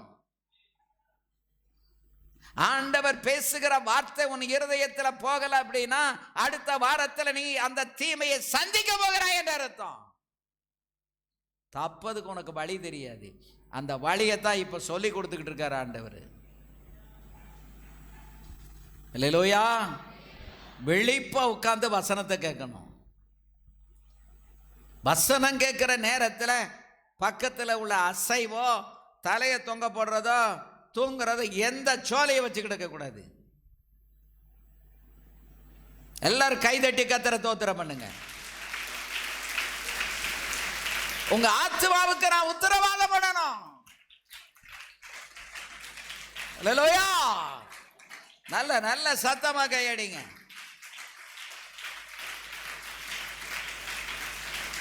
ஆமென். இரவும் பகல் நீ வழிபடுகிற தெய்வம் உன் காரியத்தை வாய்க்கணும் அப்படின்னா இரவும் பகலும் கர்த்தருடைய வேதத்தில் தியானமாக இருக்கணும். சில ஜெபம் பண்ணுவாங்க, வேதம் வாசிக்க மாட்டாங்க. ஒரு நாளைக்கு ஒரு 2 அதிகாரம் கூட வாசிக்க மாட்டாங்க. கேட்டானா அப்படி பிசி இப்படி பிசி, என்ன பிசியோ அதெல்லாம் நமக்கு தேவையே கிடையாது. காலையில் எந்திரிச்சு முதல்ல 2 மணி நேரம் 3 மணி நேரம் தேவ சமூகத்தில் உட்காரு, வசனத்தை வாசி, ஜெபம் பண்ணு, தோத்திரம் பண்ணு. அதுக்கு பிறகு உன் வேலையை பாரு, எல்லா வேலையும் நடக்கும். எதுவுமே உனக்கு தாமதமாகாது. ஏன்னா உனக்கு முன்னால் தூதனை அனுப்பி பலியை அவர் ஆயத்தப்படுத்திடுவார். நீ யாரை சந்திக்க போகணுமோ அதுக்கு முன்னால் தூதன் போய் அவங்க இருதயத்தை ஆயத்தப்படுத்தி வச்சிருவாங்க. பேமெண்ட் வாங்கணுமா, தூதன் போய் எல்லாத்தையும் ரெடி பண்ண வச்சிருவாங்க. காலையில் எழுப்பி கர்த்தருடைய சமூகத்தில் உட்காரு. படிக்கிறியா, காலையில் எழுப்பி ஜெபம் பண்ணிட்டு போ, உன் படிப்பு உனக்கு ஈஸியாக இருக்கும். நான் ஒவ்வொரு நாளும் மீட்டிங்கு போகிறேன்னா காலையில் 5 மணிக்கு எழும்பி 8:30 மணி 9 மணி வரைக்கும் 3.5 மணி நேரம், சில நேரம் 4 மணி நேரம் தேவ சமூகத்தில் இந்த பைபிளை திருப்பி வச்சு உட்கார்ந்துருவேன். ஆண்டவர் என்ன பேசுகிறார், இன்னைக்கு இவர்களுக்கு நான் என்ன பேச வேண்டும், உட்கார்ந்து வேதத்தை தியானம் பண்ணிக்கிட்டே இருக்கணும். இன்னைக்கு 4:11 நான் எழுப்பிட்டேன். 4:11 6 மணி வரைக்கும் உட்கார்ந்து இந்த வேத வசனத்தை தியானம் பண்ணி கொண்டிருந்தேன். அதுக்கப்புறம் வாக்கிங் போயிட்டு ஒரு 3 கிலோமீட்டர் வாக்கிங் போயிட்டு வந்து குடிச்சிட்டு ரெடியாகி ஓடி வந்தோம். வசனத்தை தியானம் பண்ணா உனக்கு காரியங்களை கர்த்தர் தன்னால வாய்க்க பண்ணுவார். வேதத்தை மறந்தால் கர்த்தர் உன் பிள்ளைகளை மறப்பார். வேதம் வாசிக்காதவங்களுக்கு நான் சொல்றேன், சர்ச்சுக்கு வந்துடலாம், வெள்ளையும் சொல்லையுமா வந்துடலாம். ஆனால் வீட்டில் வேதம் வாசிக்கிறீங்களா 6 நாள்? வேதத்தை தியானம் பண்ணுறீங்களா? வேதத்தை தியானம் பண்ணலன்னா வேதத்திலேருந்து உனக்கு ஒன்றுமே கிடைக்காது, ஒரு வார்த்தை கிடைக்காது, ஞானம் வராதுங்க. ஞானம். அல்லேலூயா. ஆமென். வயசில் மூத்து இருக்கலாங்க, வயசில் மூத்து இருக்கிறது பெரிய காரியம் அல்ல, ஆண்டவருக்குள்ள மூத்து இருக்கணும். ஆமென். அல்லேலூயா. வசனத்தை தியானிக்காம ஜெபம் பண்ணாம ஊரு கதை பேசிக்கிட்டு இருந்தா இங்க நம்ம வீட்டில் ஓட்டை விழுந்துரும். அந்த ஓட்டையை நம்மளால அடைக்க முடியாது. அல்லேலூயா. ஆமென். கவனம் தேவை. ஸோ உங்க காரியங்களை வாய்க்க செய்யணும்னா ராத்திரியும் பகலும் எதில் தியானமாக இருக்கணும்? கர்த்தருடைய வேதத்தில் தியானமாக இருக்க வேண்டும். அல்லேலூயா. அதற்கடுத்து தோல்வி ஜெயமாக மாறும். தோல்வி எப்படி மாறும்? ஜெயமாக மாறும். 1 யோவான் 5ஆம் அதிகாரம் 4வது வசனத்தை நம்ம வாசிக்கும் போது, தேவனால் பிறப்பதெல்லாம் உலகத்தை, தேவனால் பிறப்பதெல்லாம் உலகத்தை ஜெயிக்கும். நம்முடைய விசுவாசமே உலகத்தை ஜெயிக்கிற ஜெயம். நம்முடைய விசுவாசமே உலகத்தை ஜெயிக்கிற ஜெயம். இப்போ நீ வேதத்தை தியானம் பண்ணும்போது ஆண்டவர்கிட்ட தோத்திரம் பண்ணி உட்கார்ந்து தனி ஜெபம் பண்ணும்போது, தனி ஜெபம் பண்ணலாம் உன் ஆத்மா வாடி போகும். தனியா தேவ சமூகத்தில் உட்கார்ந்து வேத வாசித்து நீ ஆண்டவரை தோத்திரம் பண்ணல, உன் ஆத்மா வாடி போகும், வாடி போகும், வாடி போகும். Your soul will be dry. ஆத்மா வாடி போயிடும். உட்கார்ந்து தேவ சமூகத்தில் வேதத்தை வாசிக்கணும். அல்லேலூயா. பிள்ளைகள்லாம் கவனமா இங்க பாரு, இங்க கவனி. ஆத்மாவை வாட விடக்கூடாது. ஆத்மா செழித்திருக்கணும். ஒரு செடிக்கு தண்ணி ஊற்றலைன்னா அந்த செடி வாடி கிடக்கும். ஆனால் அந்த செடிக்கு நல்ல தண்ணி ஊற்றி பராமரிச்சிங்கன்னு சொன்னால் அந்த செடி எப்பொழுதும் எப்படி இருக்கும்? செழிப்பாக இருக்கும். பார்க்கறதுக்கே குளுமையாக இருக்கும், கண்ணுக்கு குளுமையாக இருக்கும். அந்த செடிகள் இருக்கிற பச்சையம் chlorophyll that will enter into your eyes. பச்சை புல்லிலே நடக்கும் பொழுது அந்த புல்லில் இருக்கிற குளோரோஃபில் என்கிறதான பச்சையம் நம்ம உடம்பு கால் துவாரங்களின் வழியாக உடம்புக்குள்ளே ஏறும். இதெல்லாம் தேவன் நமக்கு தந்த இயற்கையின் ஆசீர்வாதங்கள். அல்லேலூயா. ஆகவே தேவனால் பிறப்பதெல்லாம், ஏன் ஆண்டவருக்குள்ளே ரட்சிக்கப்பட்டு கர்த்தருடைய பிள்ளையாக இருக்கணும் அப்படின்னா, அப்போதான் உலகத்தை என்ன செய்ய முடியும்? ஜெயிக்க. ரட்சிக்கப்பட்டு அறகுறை ரட்சிப்பில் வந்தவங்க ஒரு நாள் இந்த உலகத்துக்குள்ளே பல்ட்டி அடித்து போயிடுவாங்க. உண்மையாக சரியான ரட்சிப்பு இருக்குமானால், அல்லேலூயா, ஒரு காலம் கர்த்தரை விட்டு விலகி போக மாட்டாங்க. ஆமென். அந்த ரட்சிப்பு இருக்கு பாருங்க, அது சரியான ஒரு ரட்சிப்பாக இருக்கணும். சந்தர்ப்பத்துக்கும் வியாதிக்காக, கஷ்டத்துக்காக, கடனுக்காக, சூழலமைக்காக ஆண்டவரை தேடி வந்தால் ஒரு ரட்சிப்பு பலவீனப்பட்டுரும். உன் பாவம் மன்னிக்கப்பட்டிருக்கணும். உனக்கு ஆண்டவரே என் பாவத்தை மன்னியும் என்று நீ காதறி அழுது ஜெபித்திருக்க வேண்டும். அப்பொழுது என் ஆண்டவர் உன் பாவத்தை உனக்கு மன்னித்து அந்த ரட்சிப்பை உனக்கு அருளி இருந்தால் அந்த ரட்சிப்பு உன்னை விட்டு கெட்டு போகாது. அல்லேலூயா. அன்னைக்கு ஒரு பெண்ணு விஷயமா ஒருத்தர்கிட்ட கன்னியாகுமரியில் பேசணும். அவர் பேசும்போது அவர் சொன்னார், வேலூரில் நம்ம பாஸ்டர் ராஜேந்திர ஐயா மீட்டிங்கில் என் பேரை சொல்லி கூப்பிட்டாரு. அன்றைக்கு ராத்திரி அந்த கூட்டத்தில் விடிய விடிய நான் பாவ மன்னிப்பு கேட்டு அழுதுகிட்டு கிடந்தையா. அந்த ரட்சிப்பு இன்னும் எனக்குள்ள இருக்கு. அவர் பேரை சொன்ன உடனே எனக்கு ஞாபகம் வந்து விட்டது. ரட்சிப்பின் நாள் உனக்கு ஞாபகம் வரணும். ஒரு ரட்சிப்பை நீ இழந்து விடக்கூடாது. உங்கள் ரட்சிப்பை நீங்கள் நினைத்திருக்க வேண்டும். அல்லேலூயா. ஞானசானம் எடுத்த நாள் நினைக்கப்பட வேண்டும். நம்முடைய பிறந்த நாளுக்கு நம்மளே கேக் வெட்டி நம்மளே சாப்பிட்டு நம்ம வயிற்ற நிரப்புறதுக்கு பதிலாக ஒன்று ஏழை எளியவங்களுக்கு நீங்கள் ஏதாவது சாப்பாடு கொடுக்கலாம். அதை விட சிறப்பானது 4 வேதாகமத்தை வாங்கி 4 பேருக்கு கொடுக்கலாம். நம்ம விசுவாசி ஒருத்தர் முன்னால் இப்போ அதெல்லாம் விட்டுட்டார். அவங்க பிள்ளைகள் பர்த்டேக்கெல்லாம் 10 பைபிள் வாங்கி கொடுப்பாரு. நாங்கள் அதை வச்சிருந்து சபைக்கு புதுசாக வர்றவங்க தேவைப்பட்டவங்களுக்கு அதை கொடுப்போம். இப்போ அந்த ஊற்று அங்கே வத்தி போச்சு. ஏன்னு தெரியலை. தரிசனம் போச்சா அல்லது என்னன்னு புரியலை. நல்ல வெளிப்பாடுகள் வந்து நல்ல காரியங்களெல்லாம் செய்து கொண்டு இருக்கும் போதே சத்துரு வந்து தகர்த்து போடுவான். ஈசாக்கு துறவு தோண்டினான். அதில் நல்ல ஊத்து வந்துச்சு. உடனே பெலிஸ்தியர்கள் வந்து என்ன செய்தார்கள்? அந்த துறவை தூத்து போட்டார்கள். தேவனுடைய பிள்ளையே, ஒரு நல்ல காரியம் கர்த்தருக்காக செய்யணும், ஊழியத்துக்கு ஒன்று செய்யணும், தேவ ராஜ்யத்துக்காக ஒன்று செய்யணும்னு உனக்குள்ள ஒரு வெளிச்சம் வந்து நீ அதை செய்ய துவங்கி செய்து கொண்டு இருக்கும் போதே ஒரு காலம் அது தோர்ந்து போக நீ இடம் கொடுக்க கூடாது. அதை தொடர்ந்து நீ செய்து கொண்டே இருக்க வேண்டும். அது உன் தலைமுறைகளுக்கு ஆசீர்வாதமாக இருக்கும். அல்லேலூயா. ஒன்றை செய்யறது ரொம்ப கடினானா ஒரு தரிசனம் நமக்கு கிடைச்சிட்டு ஒரு எண்ணம் வந்து இப்படி இதைத்தான் செய்யணும், விட்டுறாத. கடைசி வரைக்கும் விட்டுறாத. சாகிற வரைக்கும் விட்டுறாத. அல்லேலூயா. ஆமே. ஏன் தெரியுமா?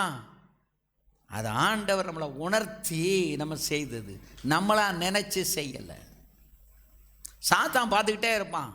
எதில் இருந்தெல்லாம் உங்களை கட் பண்ணணும்னு சாத்தான் பார்த்து நீ என்னெல்லாம் காணிக்கரிசி வைக்கிறத கட் பண்ணி விட்டுருவான். தர்ம பணம் செலுத்துறத கட் பண்ணி விட்டுருவான். ஏழைகளுக்கு தியாக காணிக்க கொடுக்குறத கட் பண்ணி விட்டுருவான். காணிக்க கொடுக்குறத கட் பண்ணிடுவான். கடைசியில் வந்து எதில் கையை வச்சிருவான்? தசமபாகத்தில் கொண்டு கையை வச்சிருவான்.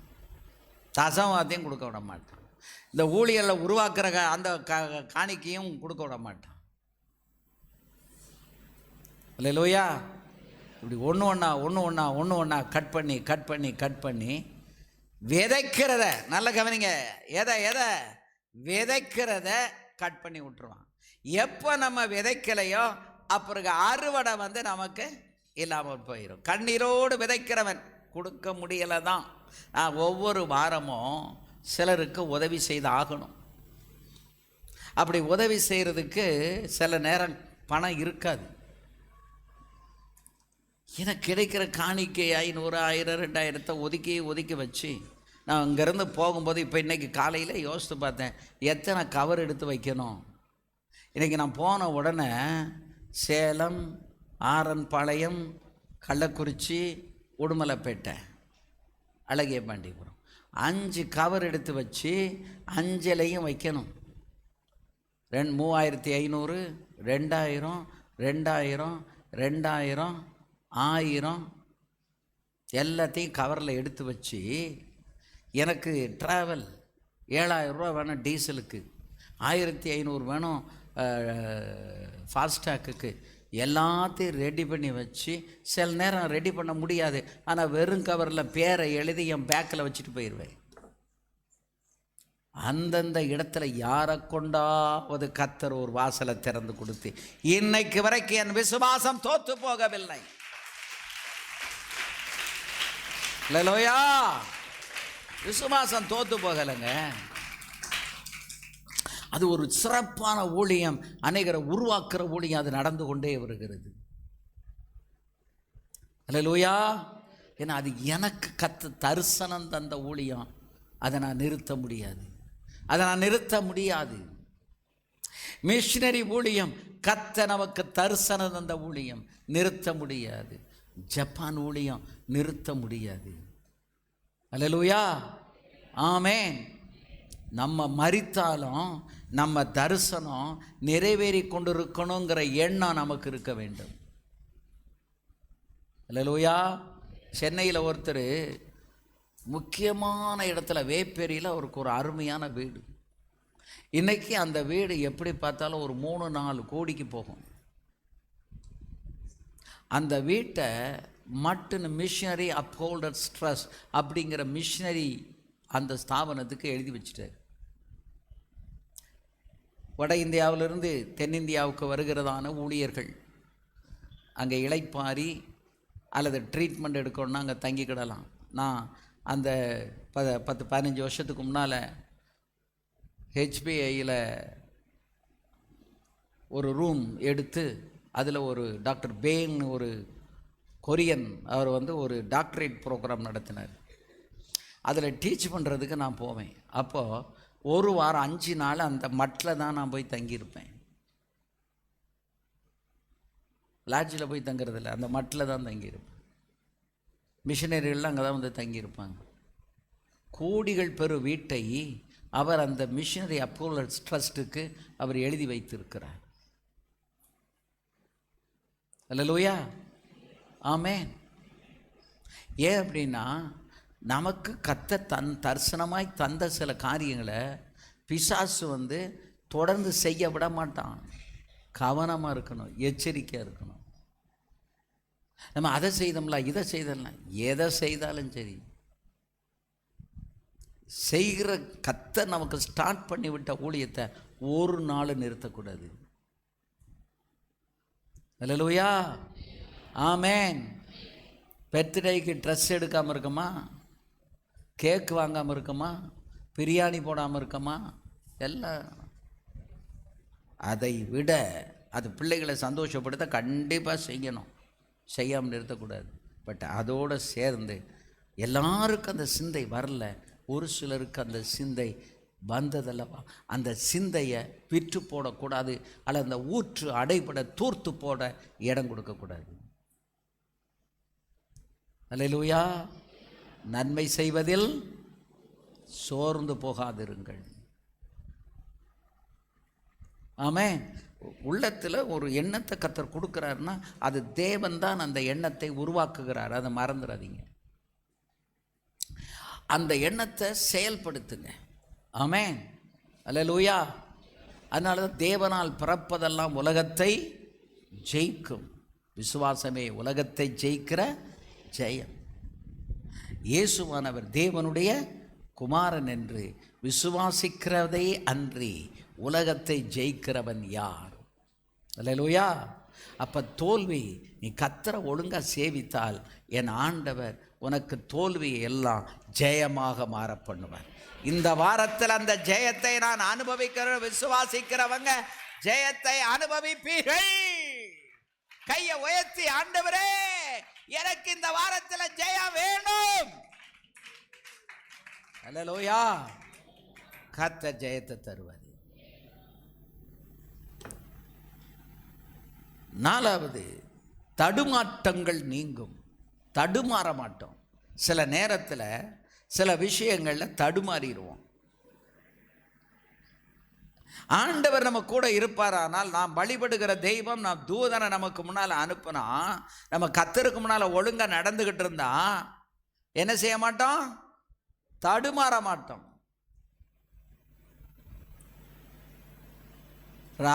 அதாவது சவுல் ராஜா சாகிறதுக்கு கூட தடுமாறிட்டான். பெலிஸ்தர்கள் யோனத்தானையும் அவன் கூட இருந்த ஆயுதரையும் வெட்டி போட்டாங்க. இவனுக்கு காயம் பட்டுருச்சு, பிழைக்க மாட்டான். அப்போ அவன் ஆயுததாரியை பார்த்து சொன்னான், இங்கே வா, இந்த விருத்த சேதனம் இல்லாதவன் என்னையை வெட்டிடக்கூடாது. இந்த என் பட்டயத்தை உருவி நீ என்னையை வெட்டிடு, நீ விருத்த சேதனம் உள்ளவன், உன் கையினால் நான் செத்து போகிறேன் அப்படின்னு சொன்னான். அப்போ அவன் பயந்து நான் செய்ய மாட்டேன்ட்டான். இனி அவன் கிட்ட நெருங்கி அவன் என்னையை கொன்றக்கூடாதுங்கிறதுக்காக இவன் பட்டயத்தை கீழே நட்டி அதில் விழுந்து அவன் செத்துப்பான். 1 சாமுவேல் 31:3. சவுலுக்கு விரோதமாய் யுத்தம் பலத்தது. வில்வீரர் அவனை கண்டு நெருங்கினார்கள். அப்பொழுது சவுல் வில்வீரரால் மிகவும் காயப்பட்டு தன் ஆயுததாரியை நோக்கி, அந்த விருத்த சேதனம் இல்லாதவர்கள் என்னை குத்தி போட்டு என்னை அவமானப்படுத்தாத படிக்கு நீ உன் பட்டயத்தை உருவி என்னை குத்தி போடு என்றான். அவனுடைய ஆயுததாரி மிகவும் பயப்பட்டதினால் அப்படி செய்ய மாட்டேன் என்றான். அப்பொழுது சவுல் பட்டயத்தை நட்டு அதன் மேல் விழுந்தான். சவுல் செத்து போனதை அவன் ஆயுததாரி கண்டபோது அவனும் தன் பட்டயத்தின் மேல் விழுந்து அவனோட கூட செத்து போனான். அருமையான கர்த்தருடைய பிள்ளைகளே, சாகும்போது கூட இந்த சவுல் ராஜா என்ன செஞ்சான்? தடுமாறினான். என்ன செஞ்சான்? தடுமாறினான். நம்ம வாழ்க்கையில் தடுமாறக்கூடாது. வாழும்போதும் தடுமாறக்கூடாது, சாகும்போதும் தடுமாறக்கூடாது. அல்லேலூயா, ஆமென். இந்த கேமரா ஆப்ரேட் பண்ணுற ஆள் நிற்கலாமே. என் மூஞ்சவே காட்டிக்கிட்டு இருக்கதை நான் பல தடவை சொல்லியாச்சு. சோறு கண்ட இடம் சொர்க்கம், சேறு கண்ட இடம் சொர்க்கம்னு உட்காந்துடுறாங்க. ஒரு சுத்த ஸ்பீடாக இன்னும் வேகமாக சுற்றணும். சுற்றி முடித்து அந்த அக்கில் உட்காந்துடணும். மெதுவாக ஒவ்வொருத்தரையாக இங்கேருந்து அங்கே போகிறதுக்கு ஒரு 5 நிமிஷம் ஆகணும். அப்படி சொன்னதுக்கு டக்குன்னு அப்படி ஒரு சுற்று, இந்த பக்கம் ஒரு சுற்று சுற்றிட்டு அந்த அக்கில் கொண்டு ஏன் மூஞ்ச காட்டாதீங்க. அவங்க முகத்தை பார்க்கட்டும். நீங்கள் எப்படி கவனிக்கிறீங்க, நீங்கள் என்ன பண்ணிக்கிட்டு இருக்கீங்க அப்படிங்கிற நீ ஃபோக்கஸ் பண்ணு. அல்லேலூயா. அருமையான தேவனுடைய பிள்ளைகளே, சாகும்போதும் இந்த சவுல் ராஜா தடுமாறிட்டான். சவுல் ராஜா என்ன பண்ணா? தடுமாறிட்டான். ஏன் தடுமாறினா அப்படின்னா, என்றைக்கு அமலேக்கியர்களை அழிக்கணும் ஒரு அசைன்மெண்ட் ஆண்டவர் கொடுத்து அதை செய்யாமல் விட்டானோ அன்னைக்கு ஆண்டவர் அவனுக்குள் இருந்த பரிசுத்தாவியை எடுத்து போட்டார். தேவனுடைய ஆவியை எடுத்து போட்டாச்சு அப்படின்னா ஏமாத்து, உருட்டு, பரட்டு போய் சிலருடைய வாழ்க்கையில் பார்த்திங்கன்னா சிலருடைய பிஸ்னஸ் எல்லாம் உருட்டலும் பரட்டலுமாக தான் இருக்கும். இவங்க அநேகரை உருண்டு அவங்க எல்லாம் வயிற்றெறிஞ்சு உருண்டுட்டு கிடப்பாங்க. ஏமாத்தி அவன் பாட்டில் தின்ட்டு போயிடுவான். அல்லேலூயா, ஆமென். நான் சொல்கிறது எத்தனை பேருக்கு புரியுது? கிறிஸ்தவம்னா பொய், உருட்டு, பரட்டு, ஏமாத்து இல்லாமல் நீ வாழ்ந்தா நீ சாகும்போது கூட உனக்கு தடுமாற்றமில்லாத சாவை கர்த்தர் தருவார். வாழ்க்கையில நீ தடுமாறவே மாட்டாய். உனக்கு தடுமாற்றம் இராது. அல்லேலூயா, ஆமென். தேவனை சேவிக்கிறதுல கவனமா இருக்கணும். என்னையா பெருசா 2 மணி நேரம் உட்காந்து ஆராய்ச்சிட்டு போறதுக்கு அதுல என்ன பெரிய விஷயம்? இதுல தான் விஷயமே இருக்கு. ஆராதனையில கரெக்டா நீ ஆராதி. ஆண்டவர் உனக்கு செய்ய வேண்டிய நன்மைகளை உனக்கு செய்வாரு. அவருடைய சமூகத்தை அலட்சியம் பண்ணினா உன்னை கர்த்தர் அலட்சியம் பண்ணி தூக்கி எறிவாரு. நீ பெரிய பிஸ்தாவா இருந்தாலும் ஆண்டவர் அதை கவலைப்பட மாட்டார். அல்லேலூயா. தேவ சமூகத்தை மதிக்க தெரியாதவனை கர்த்தர் ஒடுமே பண்ண முடியாதுங்க. அவர் அமைதியாயிருவார். நம்ம தெய்வம் கிருபையுள்ள தெய்வம். அவர் அமைதியாயிருவார். நீ கதர்னாலும் சரி, நீ விண்ணப்பம் பண்ணாலும் சரி, உனக்காக எத்தனை பேர் கதர்னாலும் சரி, ஒரு காரியம் நடக்காது. ஏன்னா நீ இந்த உலகத்தை படைத்த ஆண்டவர், உன்னை ரட்சித்த ஆண்டவரை நீ அலட்சியம் பண்ணுகிறாய். அண்ட சராசரங்களை படைத்த தேவரை அலட்சியம் பண்ணுகிறாய். தேவனை குறித்த பயம் உன்னுடைய உள்ளத்திலே இல்லை. இதை 100 தடவை இல்லை, 100,000 தடவை நான் சொல்லிட்டேன். திருந்த மாட்டேன்னா நானும் ஒன்றும் செய்ய முடியாது. சொல்லிட்டு விட்டுருவோம். முன்னாலேயாவது நேராக பார்த்து பேசுவான். இப்போ அந்த சோழியே கிடையாது. உனக்கு அந்த அறிவு இல்லை அப்படின்னா நான் உங்களை பார்த்து ஒருத்தராக ஏன் பிந்துறீங்க, ஏன் டைமுக்கு வரலன்னா கேட்கவே மாட்டேன். இன்னும் சொல்லப்போனால் 8:30 மணிக்கு பிரசங்கத்தை ஆரம்பித்து அது பாட்டில் போய்கிட்டே இருக்கும். கேட்கவங்க கேளுங்க, வந்தவங்க வாங்க. ஆண்டவரால் ஆசீர்வதிக்கப்படுகிறவங்களை கர்த்தர் ஆசீர்வதித்து கொண்டே வருவார். அவர்களுக்கு ஒரு நன்மையும் குறைபடாது. சிங்கக்குட்டிகள் தாழ்ச்சி அடைந்து பட்டினியா இருக்கும். கர்த்தரை தேடுகிறவர்களுக்கு, நேரப்பட கர்த்தர் சமூகத்தில் உட்கார்றவங்களுக்கு, ஆண்டவரை வழிபடுகிறவங்களுக்கு ஒரு நன்மையும் குறைபடாது. அல்லேலூயா, அல்லேலூயா. நல்ல கையை வைத்து 3 அல்லேலூயா சொல்லுங்க பாப்போம். அல்லேலூயா. நீ இழந்திருந்தாலும் கூட ஆண்டவர் அதை திருப்பி கொடுத்துருவாரு. உன் அறிவுக்கு உட்படாம இருந்தா கூட கர்த்தர் அதை உனக்கு திருப்பி கொடுப்பார்.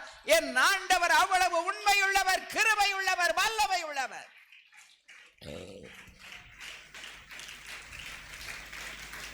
ஆமென்.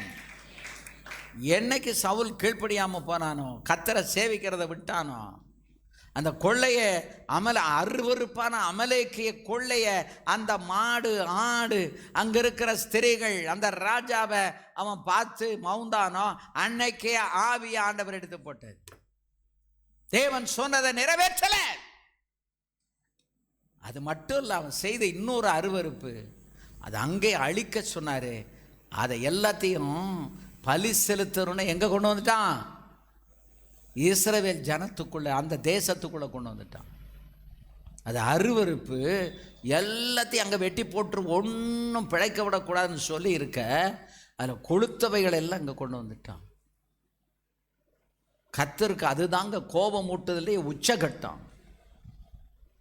லஞ்சம் வாங்கி ஏமாற்றி திருட்டுத்தனம் பண்ணி பணத்தை சம்பாதிச்சு அதில் கொண்டு காணிக்கப்பட்டியில் காணிக்க போடுறத மாதிரி ஒரு அயோக்கியத்தனம் வேறு எதுவும் கிடையாது. அதான் நாய் வித்த கரையத்தை போடாத, தேசி பணையத்தை கொண்டு வந்து போடாத, சினிமாவில் சம்பாதிச்சதை கொண்டு வந்து போடாத. ஏன்? அது சாபம். அது காணிக்கப்பட்டிக்குள்ள போடலாகாது.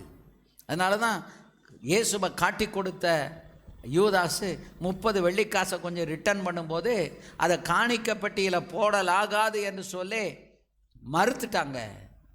ஆமாம், தேவாலயத்தில் வெளியே நின்று எரிஞ்சிட்டு போயிட்டான். ஐயோயோ, இது தேவாலயத்திலும் கிடக்கப்படாத. அவன் கொடுத்த பணம் தான், ஆசாரியன் கொடுத்த பணம் தான், வேற எங்கேருந்தும் அவனுக்கு வரல. அந்த பணத்தை எடுத்து கொய்யவனுடைய நிலத்தை வாங்கி, அது இன்னைக்கு வரைக்கும் இரத்த நிலம் என்று அழைக்கப்படுகிறது. ஏன்னா அந்த காசு இரத்த காசு. பணம் ஒன்று தான், எதுக்காக அந்த பணம் பயன்படுத்தப்படுதோ அதை வச்சு தான் அந்த பணம் அளக்கப்படும். ஏமாத்துற காசா? இது ஏமாத்து பணம். இது லஞ்ச காசா? லஞ்சம். இது கொள்ளையடிச்சதா? அது கொள்ளையடிச்சது. என்ன விஷயத்துக்காக அந்த பணம் பிரயோஜனப்படுகிறதோ அது அந்த பணத்துக்கு அந்த பேர் வந்துடும். அதுதான் நம்ம கவனமாக இருக்க வேண்டும். ஹல்லேலூயா. அடுத்தது 5வது, அடைக்கப்பட்ட வழிகள் உனக்கு திறக்கப்படும். ஏனென்றால் ஆண்டவர் தன் தூதனை உனக்கு முன்பதாக அனுப்புகிறார். திக்கு தெரியாத காட்டில் என்ன செய்யறன்னு தெரியாம நீ போய்கிட்டு இருக்கிற, நீ கவலைப்படாத. உனக்கு முன்னால நீ சேவித்த தேவனை வழிபடும் தேவன் உனக்கு முன்னால ஒரு தூதனை அனுப்பி உன்னுடைய காரியங்களை அவர் வெற்றியாக அவர் செயல்படுத்துகிறார். அல்லேலூயா, ஆமென். உனக்காக ஒரு தூதரை கர்த்தர் அனுப்புகிறார். எதற்கு? அடைக்கப்பட்ட வாசலை திறக்கிறதற்கு. அடைக்கப்பட்ட வாசலை திறக்கிறதுக்கு. 6வது, வழியில் நின்ற சத்துரு விலகி போறதுக்கு. நீ போகும்போது உன் வழியை, உன் பிரயாணத்தை தடுப்பதற்கு, உன் பிஸ்னஸை தடுக்கிறதற்கு, உன் வாழ்க்கையை தடுக்கிறதுக்கு, உன் பிள்ளைகளின் முன்னேற்றத்தை தடுக்கிறதற்கு சத்துரு வழியில் வந்து நிற்பான். மகளே, வழியில் நிற்பான். அதுக்கு தான் நீ வாதம் பண்ணு, நீ ஜெபம் பண்ணு, இரவும் பகலும் கர்த்தரை தேடு. மகனே, கர்த்தரை தேடு. ஏன்னா உன் பிள்ளைகளின் முன்னேற்றத்தை தடுக்கிற சத்துரு உன் வாழ்க்கை வழியிலே நிற்கிறான். நீ வழிபடுகிறது உண்மையாய் இருக்குமானால், நீ தேவனை தேடுகிறது உண்மையாய் இருக்குமானால், நீ ஜெபம் பண்ணுவது உண்மையாய் இருக்குமானால், நீ கர்த்தருக்கு கொடுப்பது உண்மையாய் இருக்குமானால் வழிகள் உனக்கு திறக்கப்படும். ஏனென்றால் தூதன் முன்னால போய் உனக்கு வழியை திறந்து வைப்பான். உன்னதமானவரின் உயர் மறைவில் இருக்கிறவன் சர்வ வல்லவரின் நிழலில் தங்குவான். அல்லேலூயா. அவர் உனக்கு ஒரு வழியை ஆயத்தப்படுத்தி, அவர் ஆயத்தம் பண்ணின வழியில் உன்னை நடத்திக்கிட்டு போவார். ஜெபத்தை விட்டுறக்கூடாது, வேத வாசிப்பை விட்டுறக்கூடாது, தனி ஜெபத்தை விட்டுறக்கூடாது, ஆலயத்துக்கு ஆராதனையை விட்டுறக்கூடாது, கர்த்தருக்கு கொடுக்குற காரியங்களை குறைபட்டுறக்கூடாது, எதையுமே குறைபட்டுறக்கூடாது. எல்லாவற்றையும் சரிவர நேர்த்தியாக செய்து கொண்டே இருக்கணும். அல்லேலூயா, ஆமென். அதுக்கு தாங்க நம்மளை ரட்சித்து கொண்டு வந்து சபைகளை கர்த்தர் வச்சிருக்காரு. நம்மளை கொண்டு செய்ய வேண்டிய காரியங்களை நம்மளை கொண்டு தான் செய்வார். அல்லேலூயா. இங்கே அநேகருக்கு மிஷனரி பாரமே இல்லை, மிஷனரி தாகமும் கிடையாது. மிஷனரி பாரமும் கிடையாது, மிஷனரி தாகமும் கிடையாது, சுவிசேஷம் அறிவிக்கப்படணுமேங்கிற அந்த எண்ணமும் கிடையாது. கவனமாயிருங்க. நம்முடைய உள்ளத்தில் கர்த்தர் அந்த மிஷனரி பாரத்தை கொடுக்கணும், கர்த்தர்ட்ட கேட்கணும். மிஷனரிகள் கஷ்டப்படுறவங்க, அவங்களுக்கு உதவிகள் செய்யணும். பட்டினி பசியில் இருக்கிறவங்களுக்கு உதவிகள் செய்யணும். மிஷனரிகள் எவ்வளவு கஷ்டப்பட்டு சுவிசேஷத்தை இங்கே வந்து பிரசங்கம் பண்ணுறாங்க. அல்லேலூயா, ஆமென். சங்கீதம் 41:11 வாசிங்க. என் சத்துரு என் மேல் ஜெயம் கொள்ளாததினால் நீர் என் மேல் பிரியமாயிருக்கிறீர். உன் வழியில சத்துரு இருக்கான். உனக்கு ஆவிக்குரிய பலன் இல்லை, ஆவி இல்லை, ஜெபம் இல்லை, வேத வாசிப்பு இல்லை, ஆராதனை இல்லை, ஆண்டவரை சேவிக்கிறது இல்லை, ஆண்டவர் கொடுக்கறதுல ஒழுங்கில்ல, எல்லாம் கள்ளத்தனம், ஏமாத்து. அல்லேலூயா. சத்துரு ஈஸியாக ஜெயிச்சுட்டு போயிடுவான். சிலர் தசம பாகத்தில் ஏமாத்திடுவாங்க, உண்மையாக இருக்க மாட்டாங்க. காணிக்கையில் உண்மையாக இருக்க மாட்டாங்க. அனனியா சப்பிராளுக்கு என்ன நடந்துச்சுங்கிறத ஞாபகத்தில் வச்சுக்கிடுங்க. சொத்தை விற்று கொடுக்கறதுல கோளாறு பண்ணாங்க, பிரச்சனையாகி போச்சு. நம்ம ஆண்டவருக்கு கோளாறு பண்ணால், நம்ம வருமானத்தில் ஆண்டவர் கோளாறு பண்ணார்னா என்ன ஆகும் யோசித்து பாருங்க. ஒரு விசுவாசி தசம பாகத்தில் அரியர்ஸ் இருக்குன்னு என்கிட்ட ஒரு சின்ன தாளில் எழுதி கொடுத்தாரு. இன்னும் என் பைபிளில் இருக்கு. ஆனால் இன்னைக்கு வரைக்கும் கர்த்தருக்கு அந்த கணக்கு முடிக்கலை. இவ்வளோ தான், இவ்வளோ பேப்பர் தான். ஆனால் அந்த பேப்பரில் ஆயிரக்கணக்கான ரூபா இருக்குது, தசம்பாக பெண்டிங். இன்னைக்கு வரைக்கும் அது கணக்கு முடிக்கப்படலை. அல்லேலூயா, ஆமென். சத்துரு பார்த்துக்கிட்டே இருப்பாங்க. எதிலெல்லாம் குறைவுபடுதீங்களோ, எதிலெல்லாம் நீங்கள் சரிவர செய்யலையோ, அதன் மேலே அவன் ஜெயம் எடுக்க வருவான். அதுக்கு தான் சங்கீதக்காரன் சொன்னான், சத்துரு என் மேல் ஜெயம் கொள்ளாததினால் நீர் என் மேல் பிரியமாக இருக்கிறேன். ஒரு நாள் நான் சொல்கிறேன், சத்துருவை ஜெயிக்க விட்டுறாதீங்க. நம்ம யார் ஜெயிக்கக்கூடாது? சத்தமாக சொல்லுங்க, சத்துரு ஜெயிக்கக்கூடாது. நம்ம எப்பொழுதுமே சத்துருவை நாம் ஜெயிக்க வேண்டும். சத்துருவை ஜெயிப்பதற்கு வேலனை கத்த நமக்கு எப்பவும் தந்துக்கிட்டே இருக்கணும். எப்பவும் ஆவியில் நிரம்பிக்கிட்டு இருக்கணும், பாடிக்கிட்டு இருக்கணும், துதிச்சுக்கிட்டு இருக்கணும், நன்மை செஞ்சுக்கிட்டே இருக்கணும், ஆண்டவருக்காக ஓடிக்கிட்டே இருக்கணும். ஒரு நாள் சத்துருவன் மேலே கை வைக்கவும் முடியாது, அவன் உன்னை ஜெயிக்க முடியாது. நீ அவனை எளிதாக ஜெயித்து விடலாம். காலேப் அதை சொன்னான், யோசுவா அதை சொன்னான். அந்த 2 பேர் தான் கானானுக்குள்ளே போறார்கள். நீ விசுவாசிக்கிறது அப்படியே உனக்கு நடக்கும். என்ன விசுவாசிக்கிறையோ அது அப்படியே என் ஆண்டவர் உனக்கு நிறைவேற்றி கொடுப்பார். நீ வழிபடும் தெய்வம் உனக்கு முன்னால தூதனை அனுப்பி சத்துருவை விலக்கி போடுவார். அல்லேலூயா. சத்துருவினால எந்த இடையூறு உனக்கு வராது. இந்த கர்த்தருக்கு முன்பாக வாழும் வாழ்க்கைன்னா அது என்னது? அல்லது கர்த்தரோடு நடக்கிறதுனா என்ன அப்படின்னா, நமது வாழ்க்கையில் தேவனுக்கு மறைவானது ஒன்றும் இருக்கக்கூடாது. எல்லாம் அவருக்கு தெரியும், அவர் பார்த்துக்கிட்டே தான் இருக்காரு. நம்ம மறைக்கக்கூடாது. அதனால தான் பாவங்களை மறைக்கிறவன் வாழ்வடைய மாட்டான், அவைகளை அறிக்கை செய்து விட்டு விடுகிறவரோ இரக்கம் பெறுவான். இரக்கம் வேணுமா? அருமையான கர்த்தருடைய பிள்ளையே, மறைக்காத, எதையும் மறைக்காத. அல்லேலூயா. கற்பனையின்படி வாழும் வாழ்க்கை, உபதேசத்தை, புதிய ஏற்பாட்டில் உபதேசத்தை கை கொண்டு நடக்கிற வாழ்க்கை. மத்தேயு 5ஆம் அதிகாரம் 6ஆம் அதிகாரம் 7ஆம் அதிகாரம் விடாம வாசிங்க, தொடர்ந்து வாசிங்க. நம்ம எப்படி வாழணும்னு அத்தனை பிரமாணங்களும் மத்தேயு 5, 6, 7 நம்ம 3 அதிகாரத்தில் கொடுக்கப்பட்டிருக்கு. அதான் நமக்கு கற்பனை. அல்லேலூயா. உபாகமம் 5:1 ஓரேபிலே ஒரு உடன்படிக்கையை கர்த்தர் பண்ணினார். கொடுக்கப்பட்ட பிரமாணம், அது இஸ்ரவேலுக்கு கொடுக்கப்பட்ட பிரமாணம். 6வது வசனத்தை வாசிங்க. உன்னை அடிமைத்தன வீடாகிய எகிப்து தேசத்திலிருந்து புறப்பட பண்ணினவராகிய கர்த்தர் நானே. என்னையன்றி உனக்கு வேறே தேவர்கள் உண்டாயிருக்க வேண்டாம். என்னையன்றி உனக்கு வேறே தேவர்கள் உண்டாயிருக்க வேண்டாம். அதான் முதல் பிரமாணம்.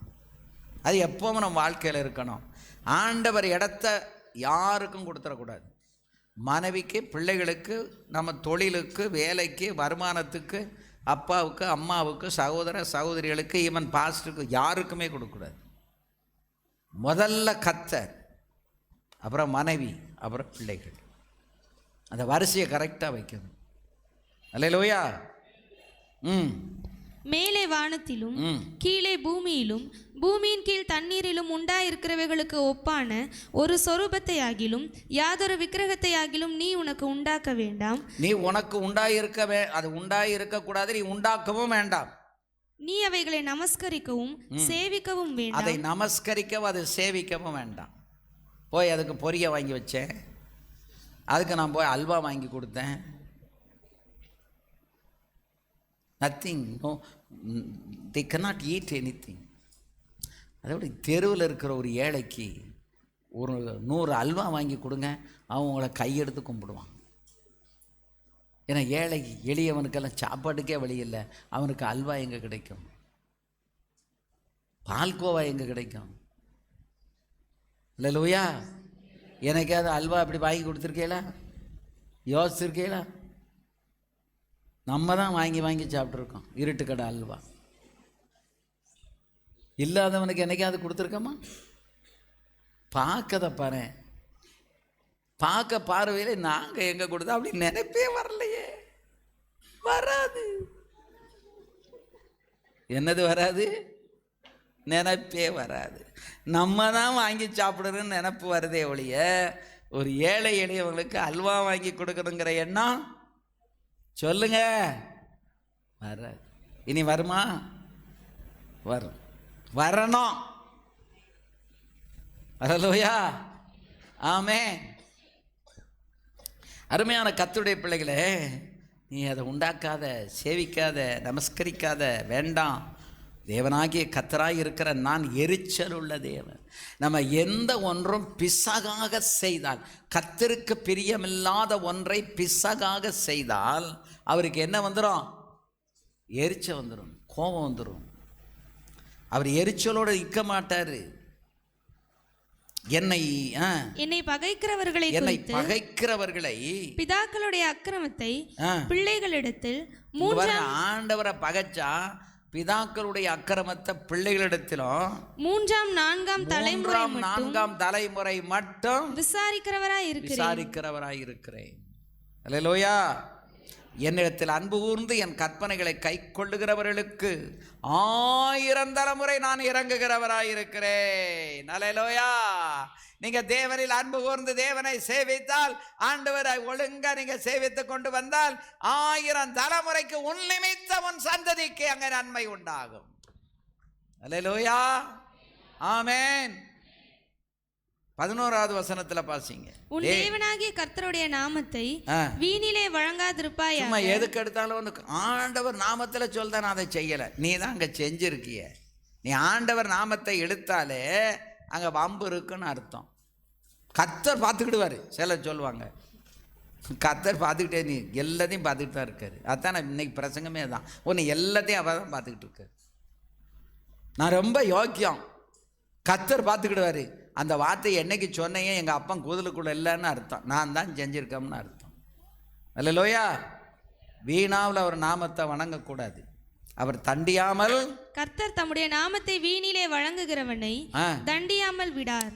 ஆண்டவர் நாமத்தை தகுதி இல்லாமல் சொல்லிட்டு அலைஞ்சா அவர் தண்டிக்காம விட மாட்டார். அல்லேலூயா. தண்டிக்காமல் என்ன செய்ய மாட்டார்? அவர் விட மாட்டார். அல்லேலூயா. ஆக அதுக்கடுத்து ஓய்வு நாளை எப்படி ஆசரிக்கணும்? பழைய ஏற்பாட்டில் அது ரொம்ப ஸ்ட்ரிக்ட்டு. புதிய ஏற்பாட்டிலையும் வாரத்தில் ஒரு நாள் அரசாங்க விடுமுறையாக இருக்கு. இங்கே நமக்கு ஞாயிற்றுக்கிழமை, முகமதிய நாடுகளில் வெள்ளிக்கிழமை. ஒரு நாள் நீ கர்த்தருக்குன்னு முழுசாக செலவு பண்ணணும். ஒரு நாளை எப்படி செலவு பண்ணணும்? இந்த நாளை கர்த்தருக்குன்னு செலவு வைராக்கியமாக செலவு பண்ணுறவங்க பாருங்கள், அவங்க நல்லா இருப்பாங்க. அவங்க தொழில் நல்லாயிருக்கும், வேலை நல்லாயிருக்கும், பிள்ளைகள் நல்லாயிருக்கும், குடும்பம் நல்லாயிருக்கும், எல்லாம் கரெக்டாக இருக்கும். ஏன்னா அவங்க வசனத்தை கை கொள்கிறவங்க. அல்லேலூயா. அதில் சொல்லியிருக்கு பாருங்கள், அது நீ ஆனாலும், உன் குமாரனானாலும், உன் குமாரத்தி ஆனாலும், உன் வேலைக்காரனானாலும், உன் வேலைக்காரி ஆனாலும், உன் எருதானாலும், எதிரானாலும், உன் கழுதையானாலும், உனக்கு இருக்கிற மற்ற எந்த மிருக ஜீவனானாலும், உன் வாசல்களில் இருக்கிற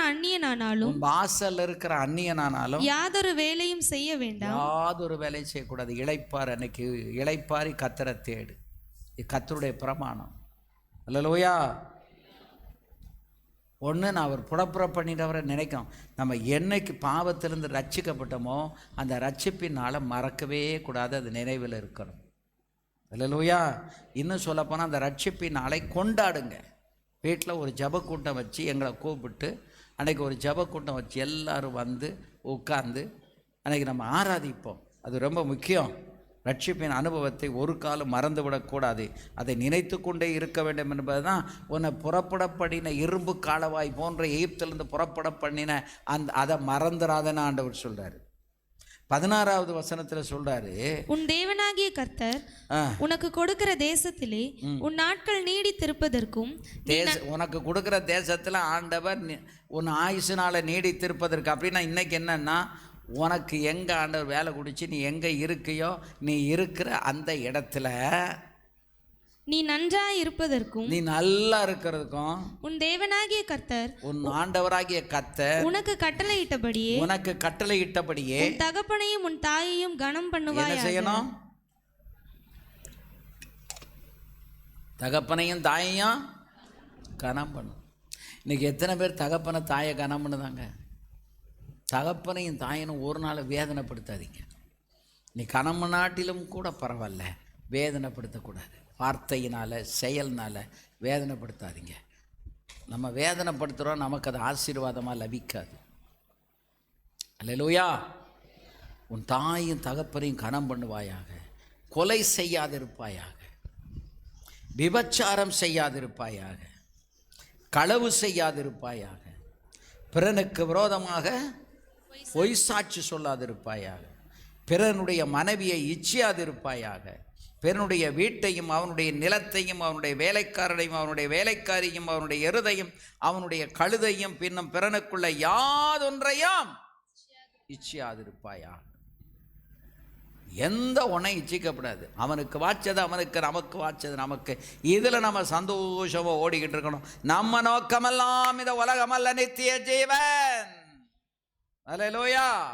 இந்த வார்த்தைகளை கர்த்தர் மலையிலே அக்கினியிலும் மேகத்திலும் காரிருளிலும் இருந்து உங்கள் சபையார் எல்லாரோடும் மகா சத்தத்துடனே சொன்னார். எப்படி சொன்னாரு?